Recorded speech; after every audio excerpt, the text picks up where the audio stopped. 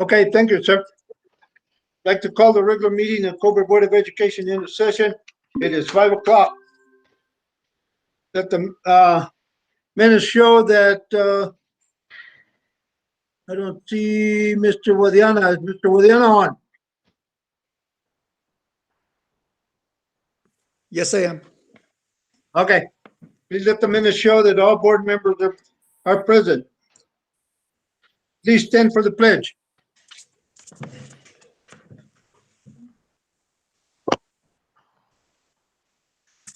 Pledge allegiance to the flag of the United States of America and to the republic for which it stands, one nation, under God, indivisible, with liberty and justice for all. I salute the flag of the state of New Mexico. This is a symbol of perfect friendship among united cultures.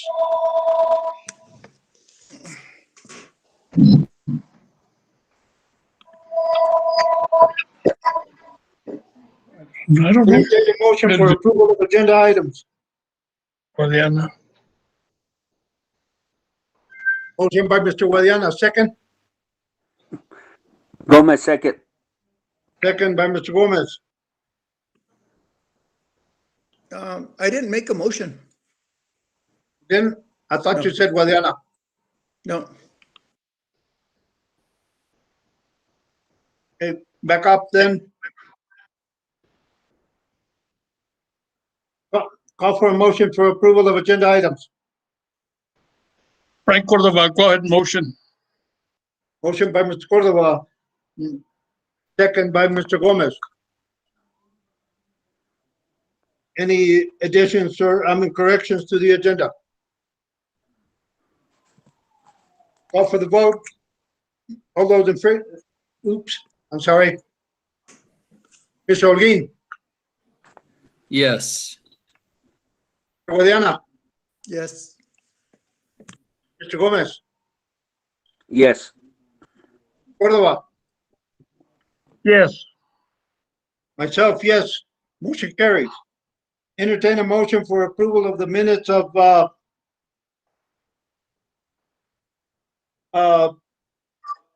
February 22nd.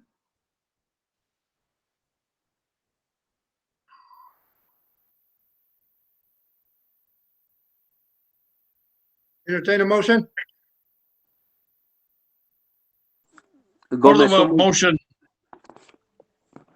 Motion by Mr. Cordova, second. This is Gabe. I'll Go- second. Second by Mr. Holguin. Any corrections to a minute? I have a couple. On page 1, the bottom paragraph having to do with the audit. I made some comments during that presentation that I think should be noted, and the comments related to repeated findings not being reviewed by the audit committee, and the continuation of that deficiency. Some deficiencies were repeated a second time, some were repeated a third time. And the impact of that was anywhere from $500,000 to $200,000 that was being transferred without authorization or expended without proper authorization. And the other one has to do with public input pertaining to the agenda. I made a comment there that the action was done without allowing public input or comment, and it was made in private. It was made in private meetings, without, in contrast to the requirement for the Opens Meetings Act. I should say in violation with the Open Meetings Act requirements. And that one, that was what again? That was on, I'm sorry, page 2, the public input pertaining to agenda. Huh? Page 2, public input pertaining to the agenda. And it was, I made a comment that the action to stop allowing public input was made in private meetings and without the board or public comment, and that's a violation of the Open Meetings Act. But we didn't stop public input though. You turned off the comment section, yes. And that decision was made as you can see by Mr. Arumbala's comment on that chat that day that that chat line would be turned off per recommendation or with some collaboration with the New Mexico School Board Association. Okay. You hear that, Irene? Yes, I'll make the corrections. Anything else? Nope. Call for the vote. Mr. Holguin, Yes. Mr. Guadiana, Is this a vote to incorporate the changes? yes. Okay, I vote yes. Mr. Gomez, Yes. Mr. Cordova, Yes. myself, yes. Motion carries. Moves us to update on unfinished business. ASA, Mr. Mendoza. First item there is ASA Architect. It is an honor and privilege for me to introduce Rob Price. Are you on, Rob, our architect? He Rob, is are you on. He's on? muted. Can you guys, there he is. Can you hear me now? Yes, Mr. Price, and Awesome. you can notice our board members are Mr. Guadiana, Mr. Gomez, Cordova, Sepulveda, and Holguin. They're all waving at you in case you're wondering. I see them waving. Okay, Did you guys see what Jose just put up on the screen? Does everyone see that? Yes. Yes. Shall I begin, Mr. Mendoza? yes, please, Mr. Price. Okay, so it's a pleasure to be here. Mr. Mendoza has asked us to come and present the schematic design plans for the new practice gym. So Jose is working with me. He'll have the things on the screen and we'll move around a couple of different pages. I know this is a lot more cumbersome than if we were at an in-person meeting, but we're going to do the best we can. So what schematic design is simply understanding the initial planning for the project, which is a site plan that you see there on the screen, a floor plan that we'll show you here in a minute, and some basic elevations of the building. And the building itself is a practice gym with 2 restrooms, which are required by code, a storage room, and a utility room for a sink, a floor sink, janitor sink, if you will, and a hot water tank that we'll need for the hot water. So that's basically what the project is. Jose, if you'll take us back to the site plan, I'm going to start there. So the site, as we've been given, and as I understand, is that portion of land between the existing girls softball field, you see it denoted there on the left, and the existing football field denoted on the right. This is taken from a Google Earth image, and we went out and looked at the site, and best I can tell, this represents what's out there. To the bottom right corner of the site's an existing building. There are currently, you see to the upper side of that future court addition, there are some fences where I believe the hammer throw used to take place. There does appear to be enough room to put not only the new single court practice gym, but as I understand, you would really like to have 2 courts. There's room above it there to put a second court if future funding allows that. The drive will come between some allowable parking in the front of the building, our 2 buildings, as the future allows, and the parking that's already happening over on the fence at the girls' softball field. The new practice gym is going to be about 7,610 square feet, and it'll allow about 7 parking places in front of it. And the future court addition would be around 6,900 square feet, and it allows another 7 parking. If you would, Jose, let's move to the floor plan. If you can you blow that up by itself? Awesome. So you see there's an entry, and just above it's a small storage room. There are 2 restrooms, one for girls, one for boys. They each have 2 toilets and 2 sinks. That's what's required by code. There's a little vestibule entry for some minor privacy to each of those restrooms. And then down in the lower left corner, there's a utility room where we'll have a small water heater. And that's probably where we'll end up locating electrical panels and that type of thing. You see there the lines for the court. Typical baseline, 3-point line, free throw lines, etc., making the basketball court. We're going to put holes located in the floor, pipe sleeves, if you will, for volleyball as well. And there's 2 goals on each side for 4, and then 1 on each end of the main court for a total of 6 goals. It is a pre-engineered metal building, as I'm sure you guys already knew. We're going to have an eave height of about 20 feet. That eave height means at the edge, and in the center, it'll be about 26 feet or so, which all of those heights are fairly average heights for a high school gym, especially a practice gym. If you guys are familiar with pre-engineered metal buildings, they're mainly metal building columns. That's primarily the structure. They're supported at the roof level by purlins and around the wall perimeter by girts.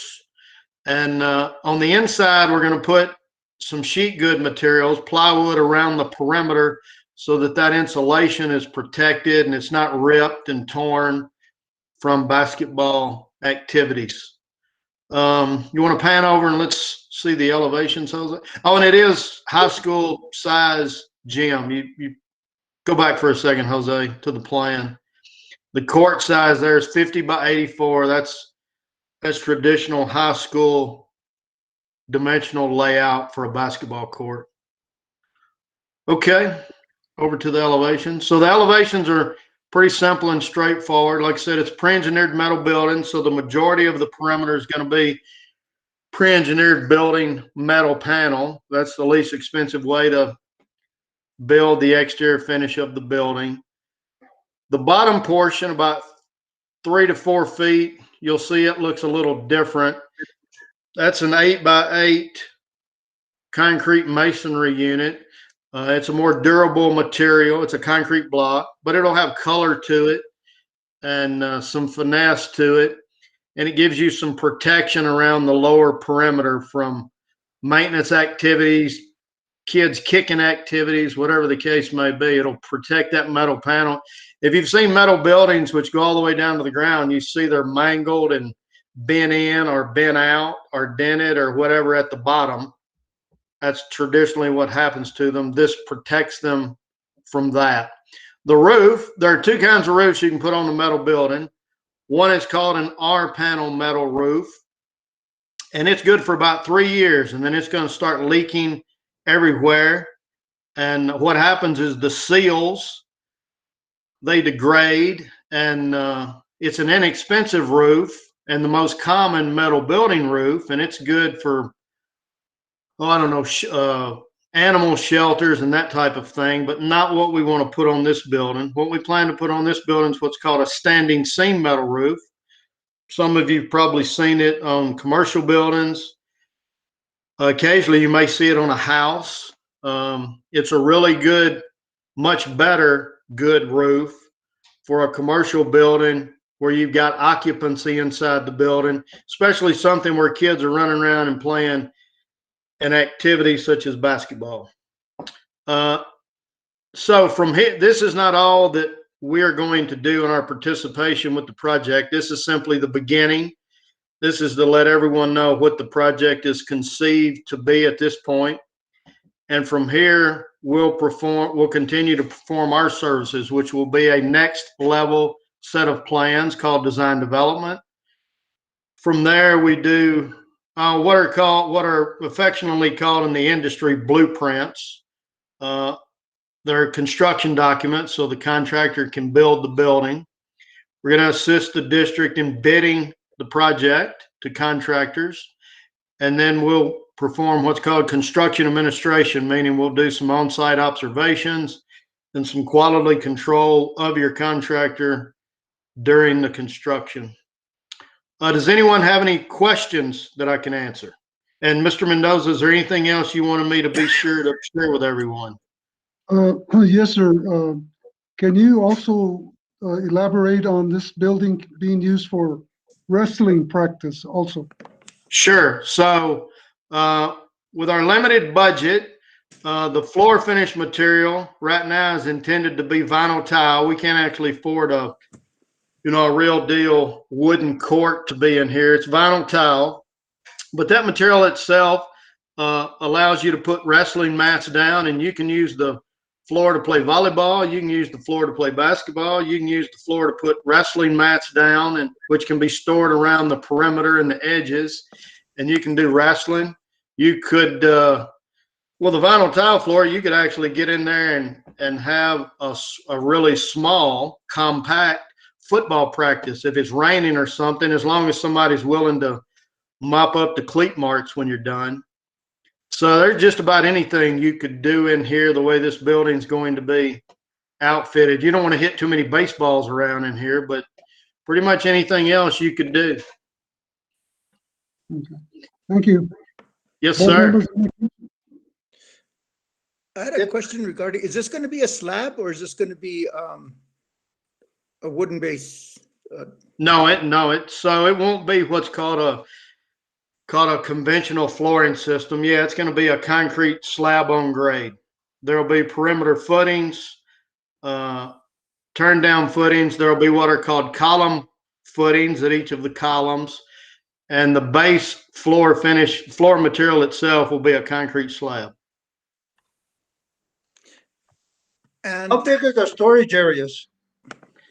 The one at the top and the one at the bottom each are around 8 by 10. They're fairly small, just for some nominal storage. They're not intended to store, a season's worth of goods. You could roll a basketball rack in there, though. that's not going to work well for wrestling.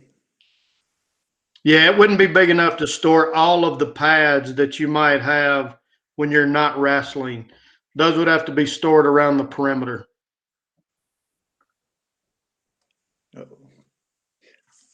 I don't notice any windows or any kind of skylights or anything like that. Is that included in the plans?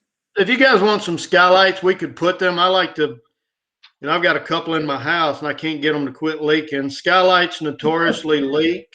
They do have the value of providing some natural light into the building. It's just with what the building is intended for, I'm a little concerned about putting skylights in there and, their nature of leaking. Windows, we can put some windows. Again, with what the building's used for, you get often weird kinds of glare and light intrusion during certain times of the day. I wanted to have it initially as just a basic room that's lit from lighting so that we don't impact the players as they're playing the sport. There will be each of the doors, you'll see the entry doors to the upper left, and there's also a pair of required exit doors to the lower right. Both of them will have some vision panels in it that allow some natural light in. but I purposefully omitted a lot of windows just to keep the glare and the sunlight down in the gym while the kids are trying. I don't know if you guys have ever played basketball and you've been in a gym where the dang light comes through, it's hitting you right in the eyes. You're trying to shoot free throws. But if you want some, I'm happy to put some in. Yeah, and you've got a good northern exposure. That would kind of avoid that. Yeah, I mean, we want to obviously put it on the appropriate side of the building. We definitely don't want any west-facing glass. Yeah. Do you have an estimate on the cost? So the budget I've been given by the district is, the project budget is 1.2 million, which includes our fees, taxes, et cetera. So we had participated, I don't know, some time ago in designing the 2-court option that was preferred. A contractor costed it, and it was going to be around 1.45 million. That's the reason we've diminished it to a single court. And at 1.2 million minus our fee, minus the taxes, we think what's left in there, which is around 1.09 million, is enough to get this building built. Generally, a building like this is going to cost a little more than 100 something a square foot. The challenge, compared to how you might compare it to a private business construction of the same size and type, are the wage rates that we all have to deal with, and the New Mexico taxes. I mean, those add just an increased percentage to things that if you were building this yourself in your backyard, you could build it for some less.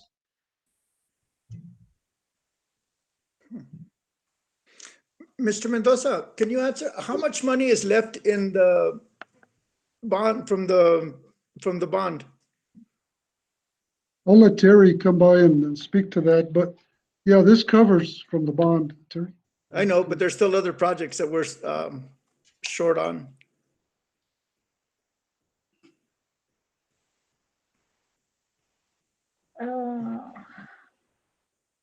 Good evening, everybody.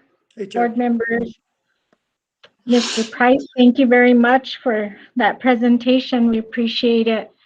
Sure. We have 1.295 left as a balance.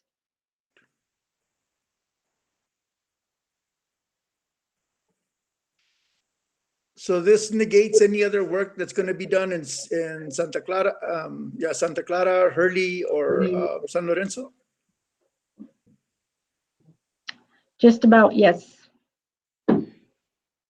Wow. Well, Hurley can be finished with the 95. Hurley's going to be finished, the portable. Well, there was also a playground.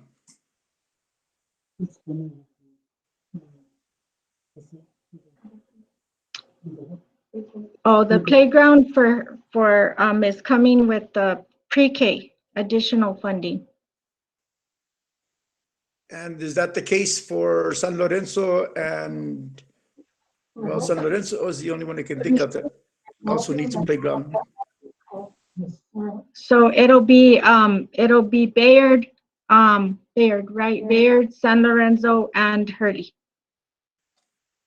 Okay, and the gym in San Lorenzo is no longer a consideration? At Central? Yes, I'm sorry, it's Central. That is correct. Okay, thank you. You're welcome.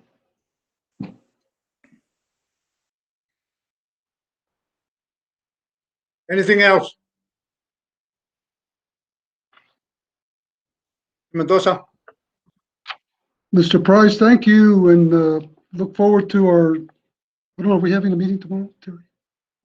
Yes, our meeting tomorrow, our weekly meeting. Okay, I'll join you then at 10 o'clock. Yes, sir, 10 o'clock. Okay. Any other questions from the board members? You guys all good? All right, I'm Thank gonna you for the opt out presentation. here. Yes, sir. Thank you, Mr. Price. All right, we'll see you in the morning. Thank you. Thank you, sir. Yes, sir.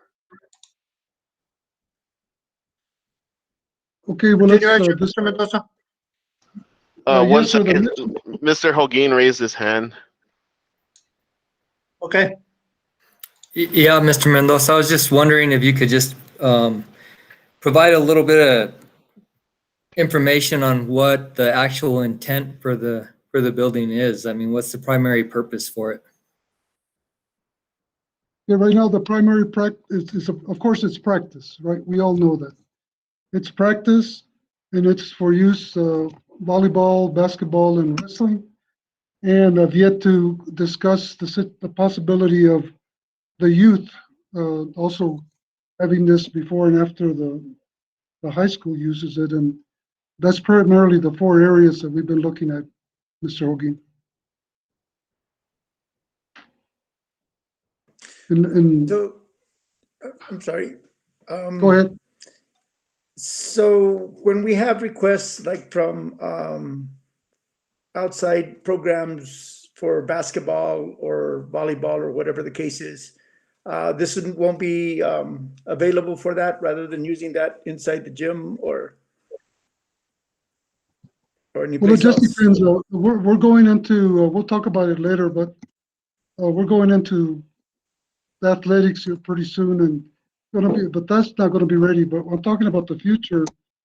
Yes, we'd like to share it with our youth basketball and stuff like that, especially on weekends when we need the additional buildings. But yes, that's my intent, to allow them to be used, okay? Because otherwise they would just be tying up our Snell and the current high school gymnasium. So that, well, this is going to ease it up for the rush on the use of buildings. It'll be some help. But Cordova. the sitting arrangements, No. Mr. Mendoza, I thought that a big primary use for this gym was going to be wrestling to replace the little storage shed that they got down there now, once it's completed. Well, that Am I could be right a or possibility. wrong? Yes, because that's why we're saying we could use it for wrestling. And the thing about it is, it would be during the wrestling season, but then we could use it outside of wrestling for the others too. But we could primarily designate it for that. And you're right, but look, we're not realizing this building, if I'm not mistaken, till Terry, they said the spring of next year? No, the fall of next year.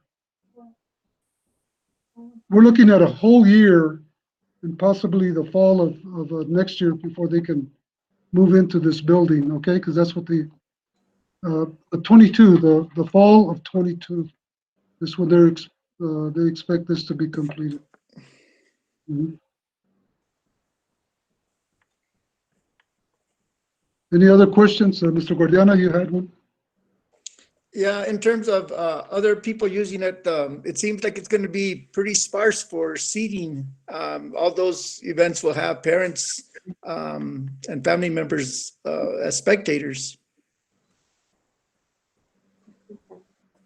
Again, I emphasize practice. It's not the only ones that may bring chairs once in a while, but they'll have to bring their own, but it'll be a problem. Would be our youth basketball or stuff like that. But its primary use is practice, or it's not for competition. If it was something like that, we'd have to use the high school and or the Snell gymnasium. Mhm. You have Yeah, a Mr. question, Greg? Yeah, I Gabe? do. I mean, I was just gonna say, the initial plan for the bond funding included a gym for wrestling. I'm just wondering, is that just off the books now? Are we not even pursuing that anymore, or is that in the plans for the future, Mr. Mendoza? Well, right now, this is schematic drawings, okay? And it's up to the board.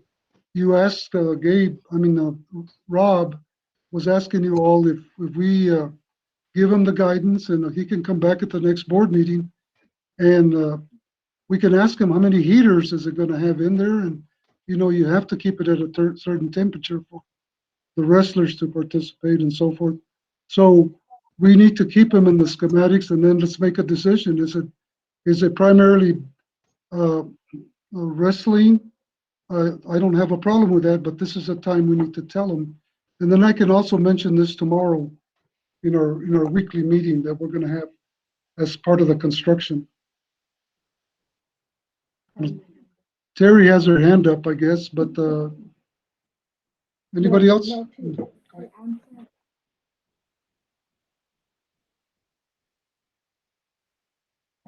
Gabe, to expand on your question, as Mr. Price alluded to the fact that they're leaving room for expansion to make sure that that building can be expanded in the future, and the expansion can hold different things. So they are building it in a sense to make sure that in the future they can expand that same building to include other sections. Does that help? Yeah, a little bit. I mean, I just sort of envision a wrestling room being a challenge to share, especially during basketball season with basketball practice going on. You almost need a dedicated room for wrestling for that entire length of the season. So I'm not sure how we envision sharing this building, during that season with wrestling mats, moving wrestling mats around. That's a challenge. They're you can't just pick them up and put them down every practice.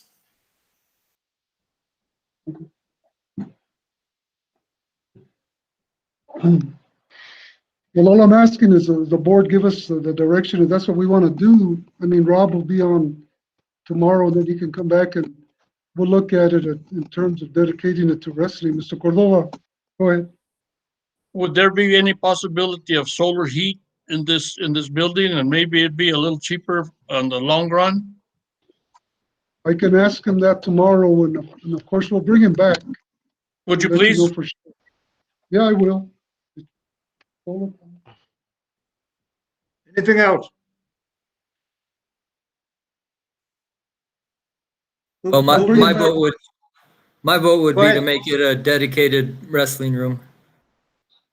Okay, this is not an action item right now, but we can make it, we can still bring him back to discuss this, Gabe. I'll get him started to bring a proposal to you all. Okay. Thank you. Solar panels, is there anything else? Mr. Gomez, any comments? I know you haven't commented. No, I don't have no comments. I think the board's done pretty much everything. Or if anything, solar panels or any cooling, having ACs or anything to circulate the air. So Yeah, it's going to have ACs, but solar panel is what we're talking about.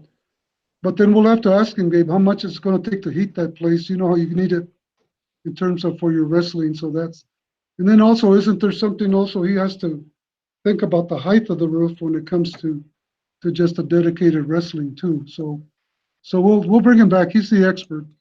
I don't, and he's working for the board. I'll tell you that much. Any other questions?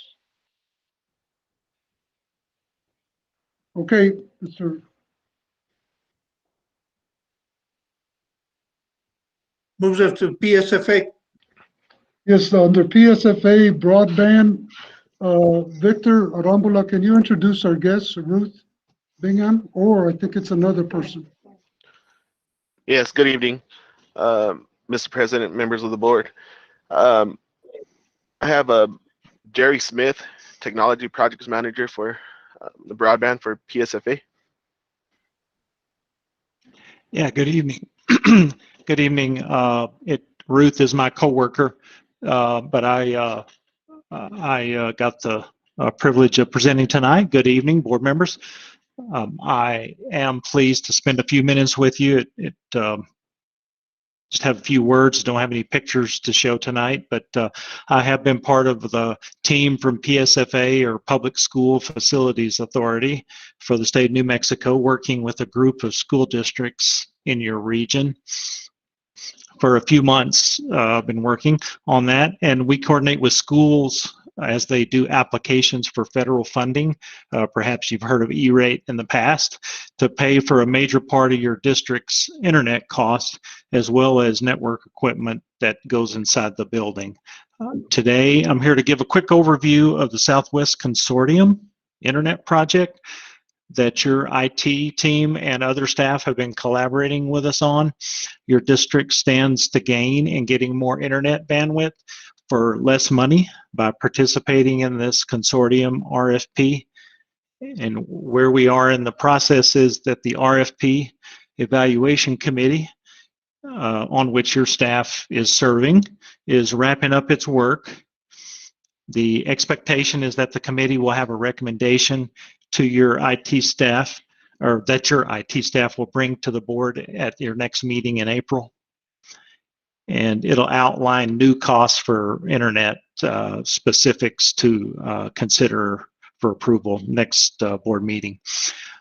Bandwidth speeds will go up and costs will go down or remain the same by working with 3 to 6 other districts in your area, as well as with the Southwest Regional Education Co-op as the fiscal agent.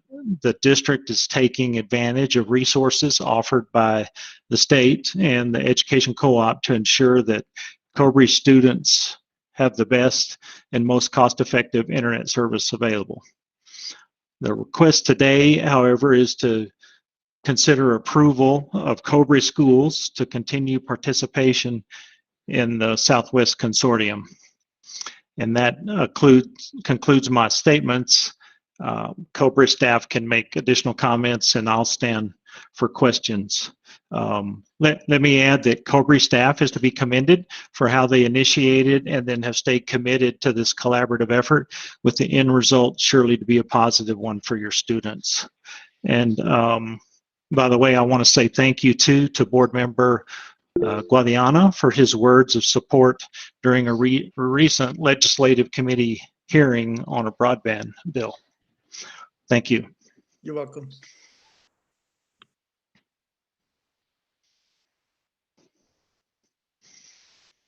Thank you, Mr. Smith. You are welcome. Questions? Comments?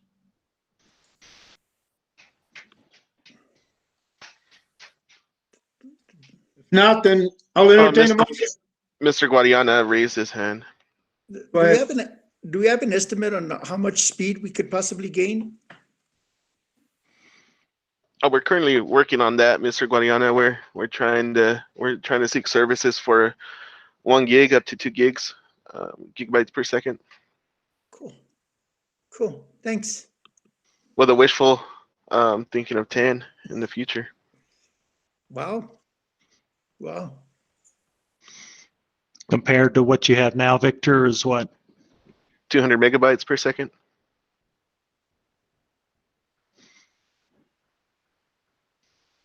Yep. Mr. Mendoza? Got a recommendation? Yes, the administration recommends that you approve as presented by Mr. Arambula and Mr. Smith.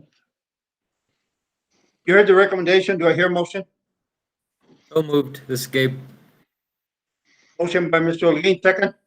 I'll second. This is Gilbert. Second by Mr. Guadiana. Any other questions or comments? Call for the vote. Mr. Olguin? Yes. Mr. Guadiana? Yes. Mr. Gomez? Yes. Mr. Cordova? Yes. Myself, yes. Motion carries. I'll see you guys next month if your staff invites me. Thank you. Thank you, Thank Mr. you, sir. Smith. Thank you, sir. You have a Mr. good night. Smith. Thank you, Victor. Bye. Sir.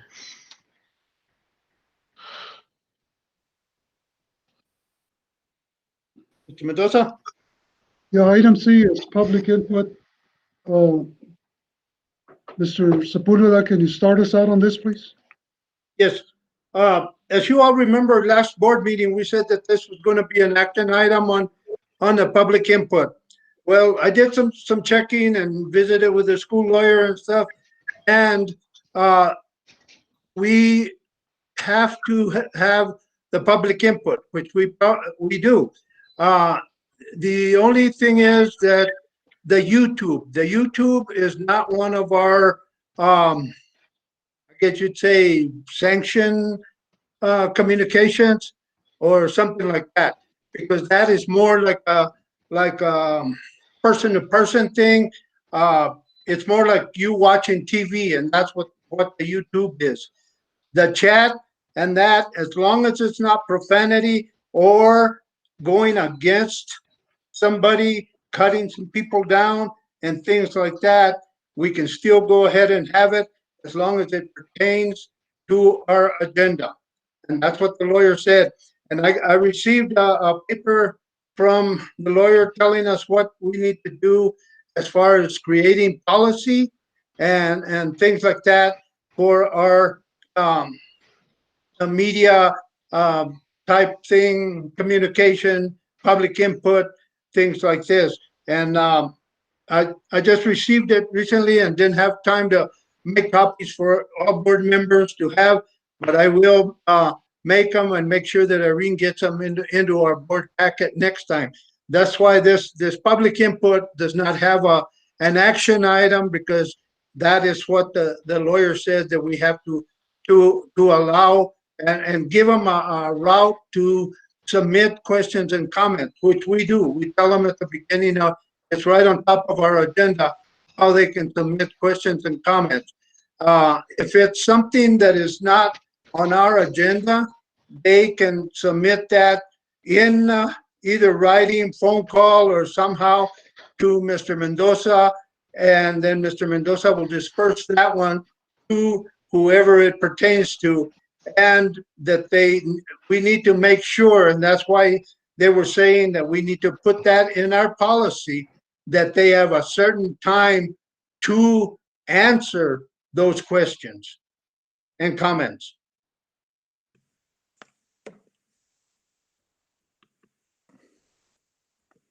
Any questions? Mr. Guadiana, he raised his hand. Yeah, go ahead, Mr. Guadiana. I can kind of see that with the public input pertaining to agenda items, but the second public input is one.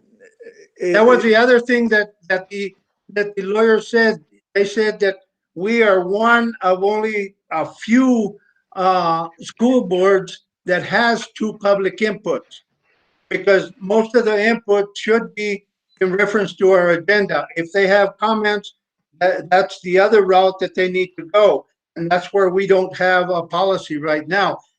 She also said that second public input is something that we should remove from our agenda and just have it all in one public input.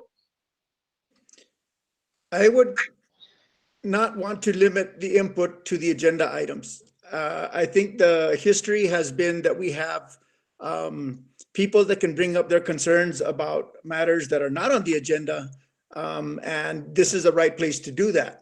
I would adamantly oppose removing the second public input forum, and I would say that would be a disservice as board members, as far as getting participation here at the board and getting participation with students as well as parents on the direction of the schools and identifying issues. I think if we close that, we're going to have a very narrow focus and not have the opportunity to discuss other things that are important to parents as well as students, and for that matter, teachers. I think that's a very critical part, and taking that away would be pretty much the same action as we saw last week, a muzzle on public input, and firmly disagree with that. Lawyer advice. I'm just saying what she told me, and I'll get those copies to you also. I'm not saying we need to remove it. I'm just saying that that's what what she told me. Okay, and just remembering that when we had this discussion with the previous lawyer, he suggested we don't have it at all. And so That's the thing, Mr. Guadiana, they've been telling us in several of the trainings, the lawyers have been telling us for several years, and correct Mr. Cordova and Mr. Gomez if I'm wrong, that we should only have one public input, but you know, that's something that they've been telling us for several years now. And the attorney that was giving us advice last time gave us very bad advice, including the parts having to do with closed session. But the reality is that our function, our responsibility as elected board members is to improve public interaction, public access, and to advocate for that. And this is not in line with what our responsibilities are. I don't think the attorneys value that. They value reducing our liability and our exposure. And so to contain comments from the public serve that purpose. But we're not in the business of limiting our exposure. We're in the business of getting the input and participation and making the right things, making the right decisions based not only on what we discuss in the board meetings, but what parents feel should be the direction that we're going and the impact that they feel. Yeah, like I said, I'll make copies of that and send out to everybody, and then maybe I'll get with Ms. Davis, and now that this policy service is doing all our policies, for them to write us up a policy, and this lawyer also, she was from Welch and Gallegos, Carla Schultz, I think is her last name, is the one that sent me that, and I'll get it all copied and make sure that it's in our board packet for the next one, and we can read it, and in the meantime, I'll get a hold of Ms. Davis and have her talk with the policy service and see if they can start writing something up for us to approve on the media public input section of it. Because right now, our policy number 137 does not have a lot of stuff that has to do with public comment. And she said we need to have a route for them that they can submit their public comments and things like that, even if they're not on the agenda.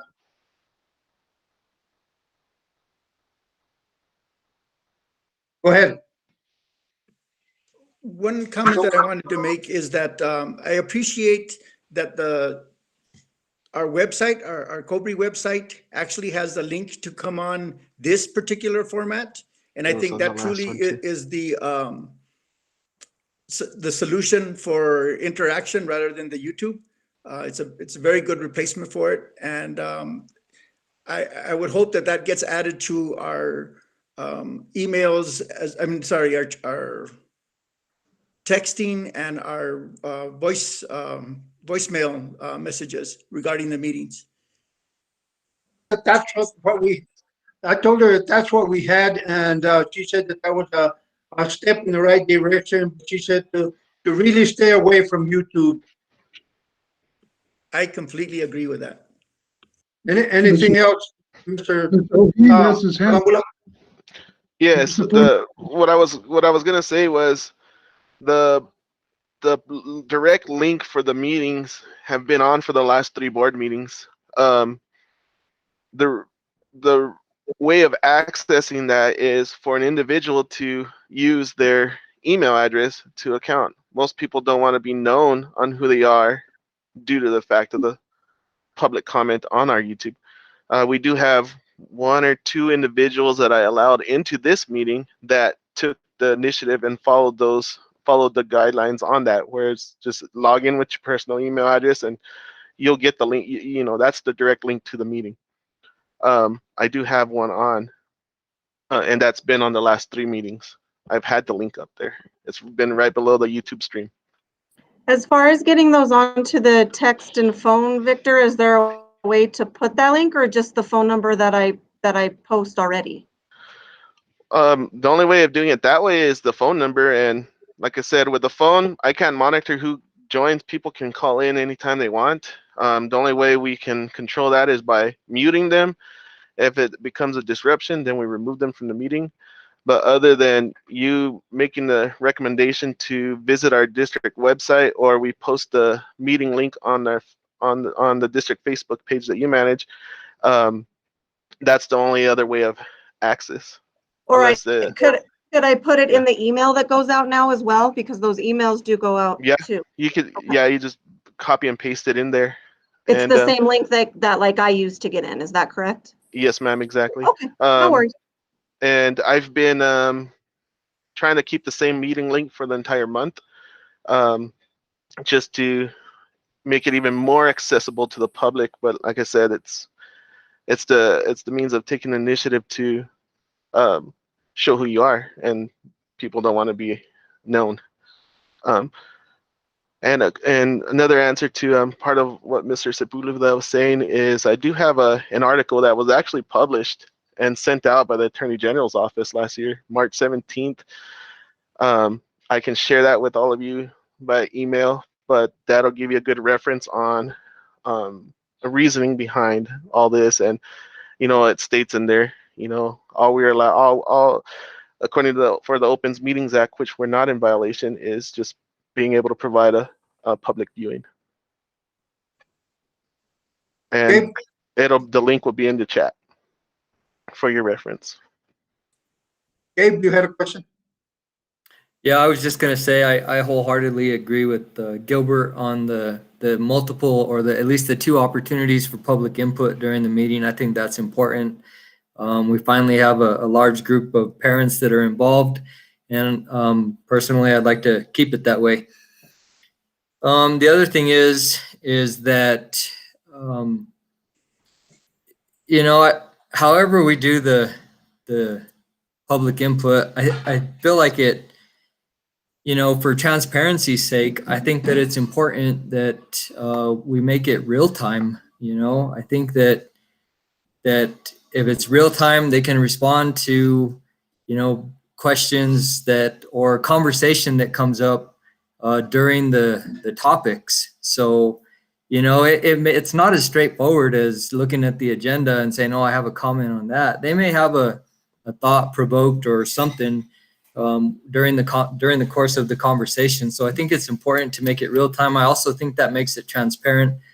So I think that's important to provide them that opportunity. And then the other thing is that, I don't think we're very timely with our email responses to public input. I've had, a couple of phone calls and complaints about that over the last several days, weeks, that, their responses are 3 weeks out or longer. And, that's not very responsible of us. So. Well, I had told them, Gabe, that I would be the one answering those, and of course, I didn't get any until here the last couple of weeks. I think all the emails were coming through the school email, and I wasn't able to see those. But as far as soon as I started getting them, I did answer, which by phone call, and had no answer. Left messages for them to call me back, and they haven't called me back yet. In fact, this evening I talked to Mr. Esqueda, and he was this morning. He didn't answer. Then he texted me back and said he'd been in meetings most of the day, and he tried to get back to me between meetings. Never did. I called him back here before our meeting, and he said he had to hurry because he was in going to be in a conference call at 4 o'clock, that he'd get back to me, and that's as far as I've been able to talk to him. Now, Mr. Gonzalez never called me back at all. So, I don't know if they don't want to talk to me. I know I have a hard time texting stuff. My fat fingers, if it's a U, it might hit a P or an O or something, but I'd rather talk to them than try to text, because I have a hard time doing that. But I will if I get them, like I told them, my personal email is the best way to get a hold of me, and or my phone. I don't mind if Irene out there gives them my phone number that they can get a hold of me. So, you know, I'll answer them as soon as I can get them. But I hadn't been getting anything till here a couple of weeks ago when I guess my email or my phone number got out there. Well, I appreciate that, Toy, Mr. Sepulveda, but I also am very interested in the response as well. So, Yeah. you know, I'd like to know what took place during the conversation, how the response was, you know, what it was. If I'm in alignment with that, I think it's important for all of us to be able to see what the response is as well. If I answer it, I'll make sure I forward it to everybody. Or even if I talk to them, I'll forward that conversation also to you if I can. My grandson tells me I can snapshot it or something like that and forward it to somebody, but it's something that's out of my reach. I'll need his help. Okay, thank you. Victor? Yes, sir. No, I just wanted to touch base on all that because you know, we're going on our second month or a little over 2 months now where, you know, it was requested for me to create an account where the public can send the emails. You know, I believe every board member should be held responsible for that because I get called upon saying that I'm screening emails, but I believe all of you are because you guys are all. I as soon as I get those emails, I forward them to every single one of you.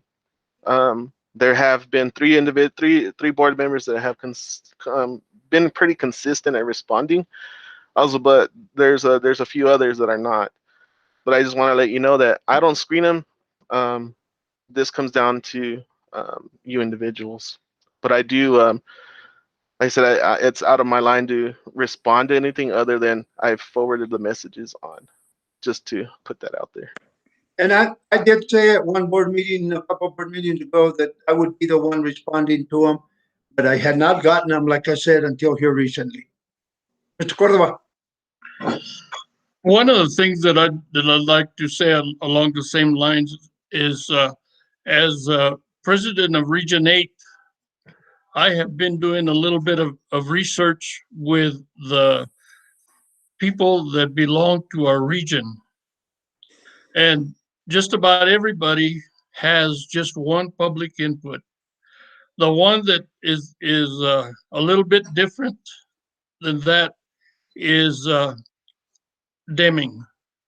On their agenda, they have more or less the same lettering that we got on your name, your address, your phone number, your email. But the thing that they have different is when they've got an action item that they're discussing, after they make a motion and they ask for questions, they accept public input at that time on that item on the agenda. And before they vote, they go ahead and either the president of the board or the superintendent will answer it, or they'll refer it to an email that they're going to answer. And I talked to of course, they got a whole new board there now.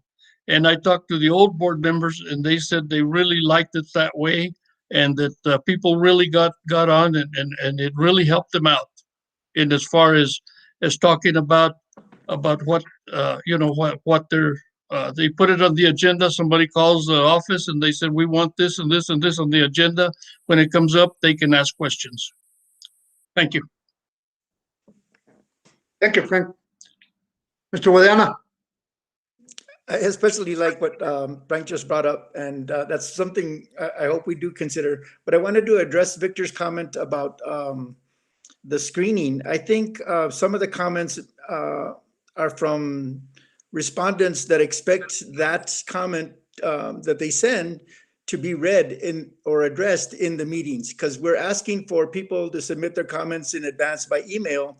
And I think that builds up an expectation that will be a discussion that will take place in the meeting. And I think we should either be very clear on that, whether or not it would be discussed in the meetings when they submit them. Because right now, I think that is the impression people get. Okay. Well, that's something that we probably need to look at, and I'll revisit our policy and see maybe how we can redo it. The lawyer said that they could help us with writing a policy if we need it for public comments. And I'm sure the guy that's redoing our with a policy service, I'm sure he can help us come up with a policy. So as soon as I can get with them and find out and see where we are, maybe that's something we need to put on our agenda or something like that, so that maybe something like what Frank said is when that thing comes up for action, we open it up to public or something like that. That's something that I'll pass on to the people that are helping us write our policy and make sure that we can get something on there. The other thing that the lawyer said is that a time limit. We need to set time limits, because if not, then they start going all over the place and repeating themselves and things like that. So time limit is one of the things that they said that we need to be careful and make sure that it's in there. Or if it's a large group, that they get a spokesperson to speak for the whole group. Any other comments on that? Okay, that moves us on. Mr. Mendoza? Yes, the next one is review status of school reentry readiness. We've had quite a day today, board members, so here we go. Joyce? Mr. President, members of the board, I want to start off first by talking about vaccines. So employees from all 6 schools who wanted vaccines have either had their first vaccine or will get their first vaccine this week. An update on PPE, we did receive the automatic hand sanitizers last week, and those have been delivered to all the schools. The plexiglass should be arriving this week. Last week when we had spoken, principals were going to be presenting on their hybrid schedules and rollout, but instead I'm going to go ahead and report on the new information that was released by New Mexico Public Education Department this afternoon. So PED did announce this afternoon that all schools will expand to full in-person learning no later than April 5th. For Cobre, this would be April 6th, as April 5th is a holiday. Other announcements made by New Mexico Public Education Department today include the following. All staff in the field of education will be vaccinated within the next 3 weeks. And again, for us, we should be completed by the end of this week.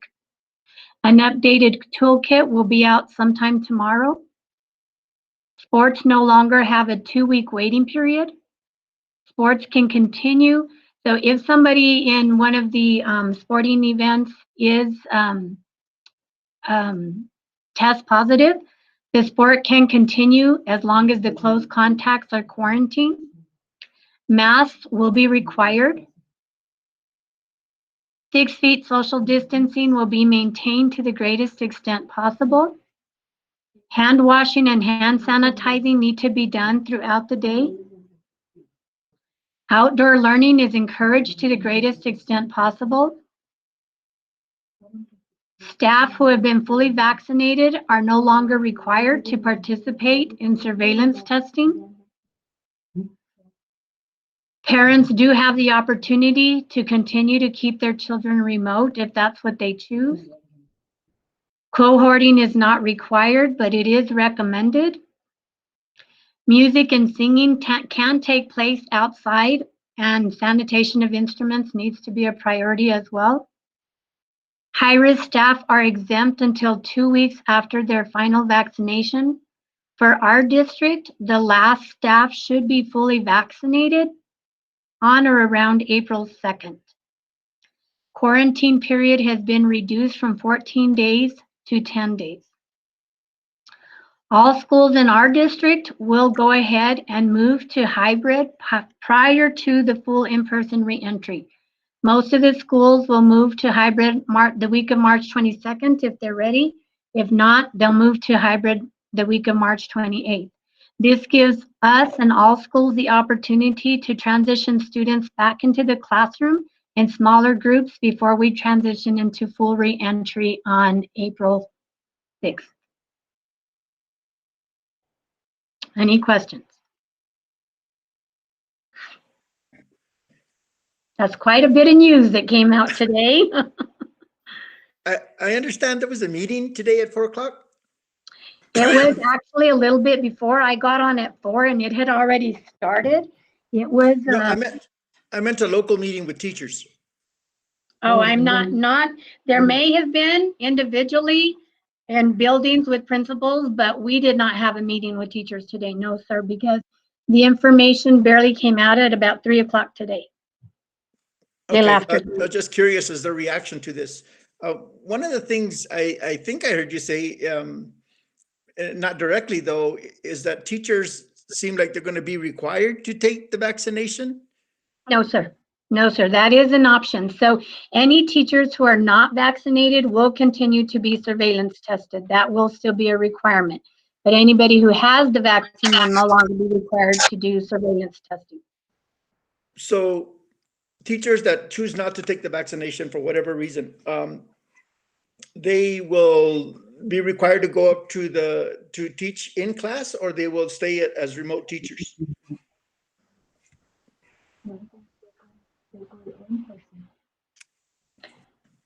So the guidance that we did receive today, and because I'm going to let Mr. Mendoza answer that question, but the guidance that we did receive today said that staff were been, where is it? High-risk staff are exempt until 2 weeks after their final vaccine, which means that once a staff member has been given the opportunity for a vaccination. So if the question requires further response, I'm going to let Mr. Mendoza answer that question. Yeah, I'd like to know what happens if the person refuses to take the test, take the vaccine and never gets the second shot, although it's available. Are we on? To answer your question, I'd be guessing right now. I would like to get some more information. Possibly this coming Thursday, there'll be another meeting. I'd like to ask that. The one thing that bothers me about this, board members, is that I have met, and I'm going to say in excess of a dozen teachers, and I've concurred with them that I understand their situation. We would accommodate them for the remainder of the year.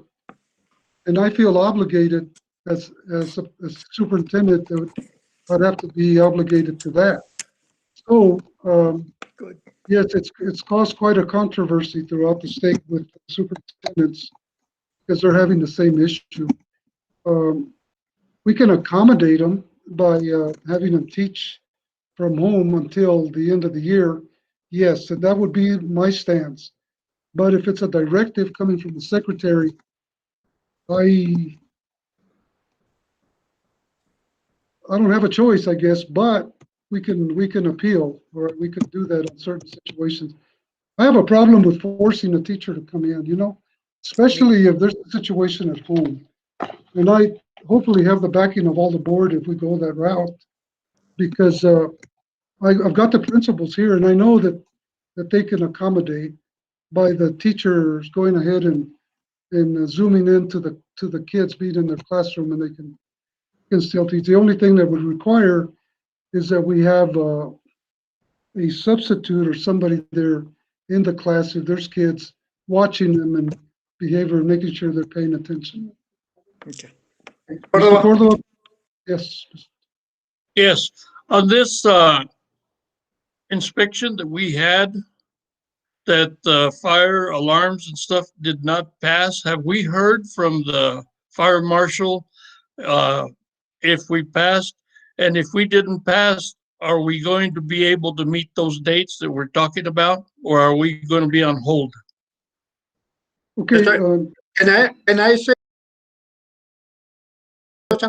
I visit with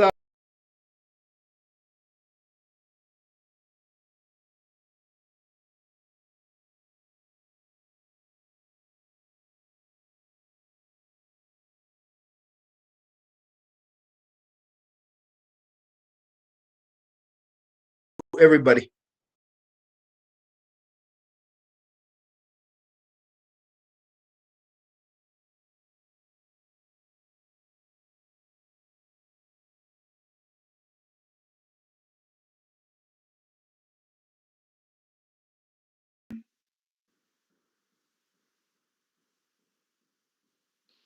Has anybody seen Mr. Peru out there, George? You all see him? No, I don't, Mr. Mendoza. Okay, Sir, I believe he's still with the inspectors. okay. What I understand, the only situation we have right now is at Hurley Elementary, okay? And so what's happening with Hurley is the panel is not communicating with the other rooms completely 100%. And they've ordered that part, and those guys in Las Cruces are working to overnight it as soon as they can. And I know Laverne we've been talking about that today. But the other schools seem to be okay because I haven't heard anything to the contrary. The only thing at the high school is they found, because it's an old cafeteria, that are fire suppressant that is above, where all the stoves are, is not connected properly to the fire, the fire alarm, because that's what triggers any fires, and especially if there's a fire explodes right there where they're cooking, it doesn't, and then those things turn on to suppress it.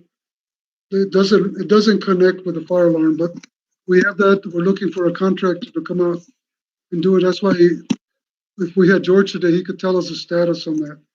But to answer that, that is the only two situations that I'm familiar with. And I also heard that they got the classroom that was Laverne's concern working today. Also, they're still working on the portable that hasn't been completed. But I'll make sure we get you an update as soon as I hear it, okay? Whether it be an email or a personal call to all of you. But I'm just waiting for this so that we can set a definite start date for people to come back. But I will call you guys as soon as I hear. And Mr. Sepulveda, will you do the same? As soon as you hear from Mr. Torres, contact us on that. Yes. Okay. Any questions, anybody on that?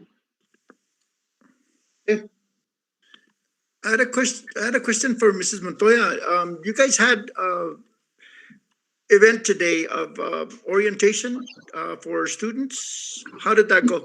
Yes, we had 15 freshman students show up for orientation today. It actually went pretty smoothly. They all got their temperature checks, and again, we were going off of the past toolkit.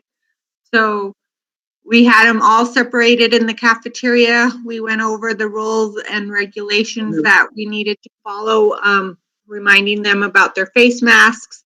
And then we broke them up into groups of 4, and we did a tour of the high school with one of the teachers. So, Ms. Montoya, I think you need to clarify something. You only were going to bring in half of the freshmen today, right? Yes, so we only brought in A through L. Then tomorrow you have M the through other. Z. Okay. So Thank you. we should have had 24 students, according to the ones that said they were going to come back hybrid, and only 15 showed up. And I think we had 2 students who rode the bus. okay, and so tomorrow comes phase 2 of that then. Yeah, so Yes, sir. tomorrow we have a total of 26. I don't know if all 26 will show up, and we'll do the same thing. Okay, thank you. Okay, I see that George has joined us. George Peru, can you come on? Yes, sir. Yes, sir. I was finally able to finish up with the inspectors. Where are we at in the meeting?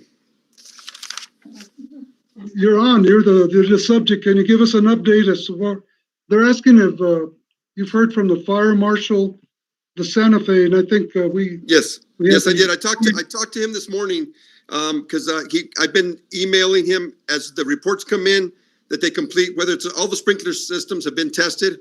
I sent him all the reports. He cleared us on all the sprinkler systems except Hurley's. Hurley's, the notifier modules are not communicating with the fire pump. So they're ordering some modules, and then they will come and install them. They're supposed to send me the quote today. Had not received it before I went back over there with the inspectors. Because the inspectors I'm with right now are the alarm system inspectors. I already completed everything with the sprinkler inspectors. So as soon as they send me the quotes, I will get them over so we can get them some POs, so we can get those modules and everything ordered. All the other school sprinkler systems cleared. They did well. We have to replace a couple of sprinkler heads here and there. They got paint on them. So we'll be replacing those and getting those taken care of. Like I said, Hurley is the only one that did not clear on the sprinkler system. On the alarm systems, all our schools have cleared. That they've completed. The only one they have not, they will work on, they just left Snell. They will work on Hurley tomorrow, and then we'll have the report on Hurley on just the alarm system itself. But all the other schools have cleared. Today, Snell went through and they cleared everything, and it went really well. They got a couple of things that we got to come back and fix, but they're simple things. We had a couple of strobes that weren't working correctly, so they're going to bring them back and put the strobes on there, but everything else, they will clear it. So in visiting with the fire marshal today, he had been reading the reports. They're pretty swamped, but he said he was going to get the paperwork over that I've been sending him. He's going to get it over to his bosses that are in Santa Fe. He was in Roswell today, and he was in Taos last week. But he said he's going to get the paperwork to Santa Fe so that they could sign off on our schools and clear us. And, him and I visited a little bit, quite a bit actually, about Hurley because of those modules. And he will get that taken care of, and that way we can get that cleared. But if everything goes well and they get the modules in, then we're cleared at Hurley and ready to go. The other issue that we had, it won't keep us from opening, is we also had an issue at the Cobre High School cafeteria. The ones that came in with the fire extinguishers, red tagged, are it's like a fire extinguisher. It's for the fire suppression, but he said it was not an ALU 300. The guys that came and inspected it said it looked like an ALU 300, but the only way to check it is because they FaceTimed with me after they left, and they had me take more pictures because that they hadn't seen the top end of it. So I asked them if there was a way for me to open it myself and so they could see it. And they at first said, well, let's try it. But then they said, no, you know what? Don't do that because you might set off everything. So I said, that's probably a better idea. So they're going to be coming back next week, and they're going to pull that pin and to make sure that it is an AUL 300. And if it's not an AUL 300, they will replace it with an ALU 300, and then we'll be able to cook in the cafeteria. The state fire marshal, when they had been in there, because one of the things that the DEMCO had said is that we couldn't cook in this one area, but what they had me do is the state fire marshal had me remove the hood off that stove. That way the sprinkle would just go right onto it. It's the fire suppression would be able to shoot right on the flames, because the way we had it set up, and I hadn't even thought of it. But he said it's a simple fix. You take off the hood, which was about a 12-inch hood, and then that way your suppression system sits right on the flame. Because what we were getting red tag for is that it would hit on top of the hood. By removing the hood, because it has the big hood up on top of it, he said you shall not have a problem. And that was the state fire marshal's recommendation. So we took it off. So when the sprinkler people came by, they said, no, that'll work. I'm glad you did that. So that's taken care of. So that's the only thing that we have that'll be holding us on anything else. Like I said, we will be able to cook in that one as soon as we replace that fire extinguisher. It's like a fire extinguisher is what they commented on. So we'll get that replaced and then get the modules replaced at Hurley, and we should be ready to go. Thank you, George. You bet. Anything else? Mr. Wyana? William? Mr. Hey, Wyana? George. Yes, sir. What about the inside of the modules at Hurley?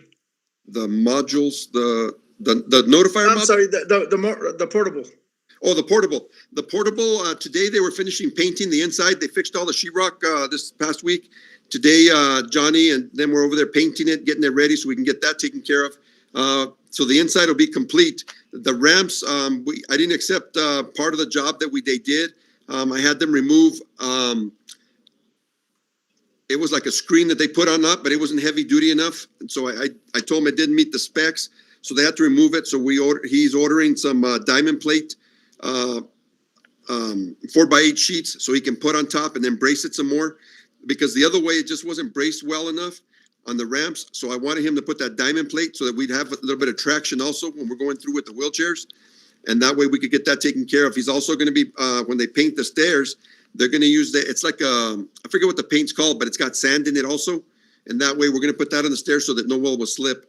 But the painting on the inside will be done. So then all we'll have to do is, I talked to Miss, over there, Ruby Misquez, to Miss Misquez, so she can clean it all up and have it clean through the inside. And then that way we can put the blinds up, and then we can just wait for them to come put the data. The data is going to take some time, though. I was explaining to Mr. Mendoza today, the data is going to take some time, and it's also going to take some time for them to come put hook up the intercom and the fire alarm to it, because all the people that do that are actually out doing inspections all across the state, trying to get caught up with what the workload is just pretty heavy on that. So we won't be able to get that part of it done. I had Coyote Cabling is the one that came in and said they were going to do it, but they said it's about a month and a half out. So I called Sound and Signal. Sound and Signal said that it would take them about 2 months before they get here, before they finish getting all the schools inspected in the state. So that's going to be a little bit of time till we hook that school up to the intercoms and all that stuff. So that won't be ready. But with the construction, will be done. And then, like I said, once I finish the ramps, everything I didn't mention is once I finish the ramps, then we're going to go in and we'll paint all the outside so it'll match the school. We'll patch it. We're going to paint the same colors at the Hurley Elementary, and then paint the trim, the brown and things like that. So all that will be done. The only thing we will not have done is that intercom and the data and the fire alarm system to it. It's problematic this late in the game to know that we're not even going to be able to be ready by even later part of April. With what? With the portable? With the portable. Yeah, and that's something like they told me that's as soon as they could get here. They said if something changes or they get an opening, they'll come up and start working on it. But other than that, they're just going to keep trying to get the other schools inspected and moved on.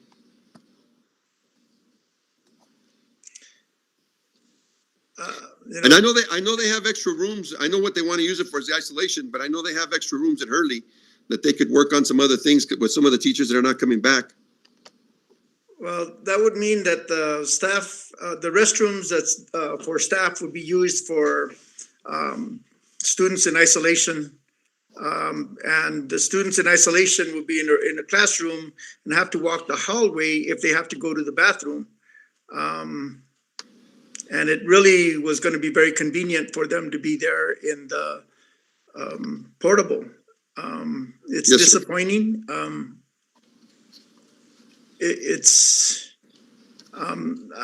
I don't know. The circumstances have been as they are for months, and there's nothing more I can say other than it's disappointing, and it's somehow acceptable. I don't understand. Well, I don't think it's acceptable, because I'm really disappointed that we haven't been able to get it done. But as I mentioned before, a lot of these companies weren't working when we were shut down. They were shut down also, so we wouldn't have been able to do any of this work this whole past year. All these companies have been shut down, and they are just recently upgraded and started moving. So it has been disappointing, because there's a lot of things that we did try to get done, but these companies had all stated that they couldn't come because they were shut down also. So it is disappointing that we haven't been able to. But I think with the whole country hopefully opening up and doing things, I've mentioned this before, that maybe with these companies, they'll be able to hire more people and get some people going. So, alrighty. If there's no other questions, thank you, and I hope I explained everything correctly for you guys. Thank you, George. As I get more information, I'll get it out to Mr. Mendoza and to the board also. Thank you, George. Thank you, sir. Mr. Mendoza.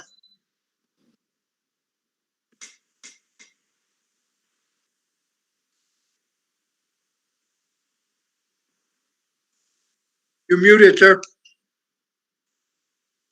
I think it's appropriate, members of the board, that we get Nelson Diaz. Nelson, can you come on? Yes, sir. Okay, Nelson, I saw your face and expression when I told you this morning that you had to open up sports. Can you give us an update? Or I know you haven't met with the coaches, and I know the board. So we do have a meeting tomorrow morning at 8 a.m. with Sally to kind of get more direction on where we're going. I did reach out this afternoon to try to get some information. They hadn't really they weren't ready to give out any information yet. I think this is kind of all news to them as well. So as far as that is concerned, I won't have any new information for you. I do have, if you guys are willing to take the time to watch it, I think it's something that you guys would like to see. It's about a 7-minute video, but it does include some of our coaches and some of our kids and the state of pods, if that's what you would like to do. If not, we can save it for another day.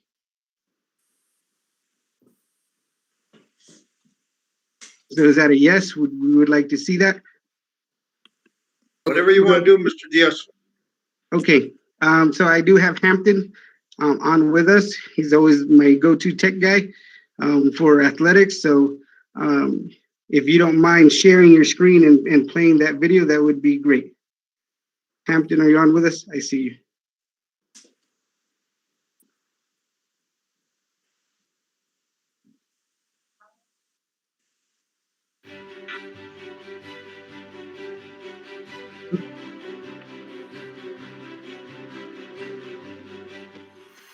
All right, so I just want to thank the board for the opportunity to give us the opportunity to run the pods.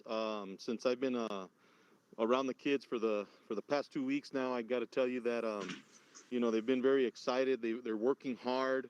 Got a lot of good feedback from them on what's happening in school, how well they're doing with their academics. What their classmates are doing, how they can help them.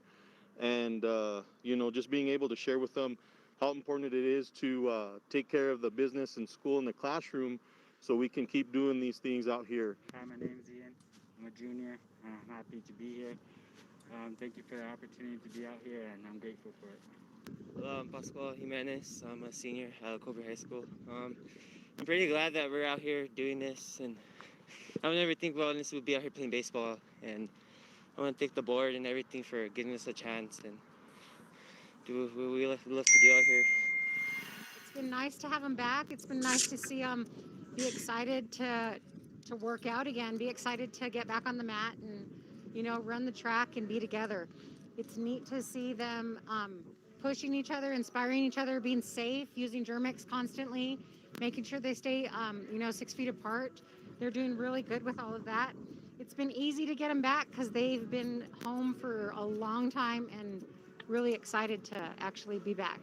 Hi, my name's Alicia Carrillo. I'm in 10th grade, and I just wanted to say thank you for the opportunity to be able to cheer and be with my friends, and I'm just very thankful. Thank you. Hi, my name is Janessa Almodovar. I am in 9th grade, and I'm very excited to start Sports Up again. I'm really grateful for this opportunity, especially with Helene and the people on the cheer team for taking me in and making me push myself even when it gets hard, because it was very bad first day.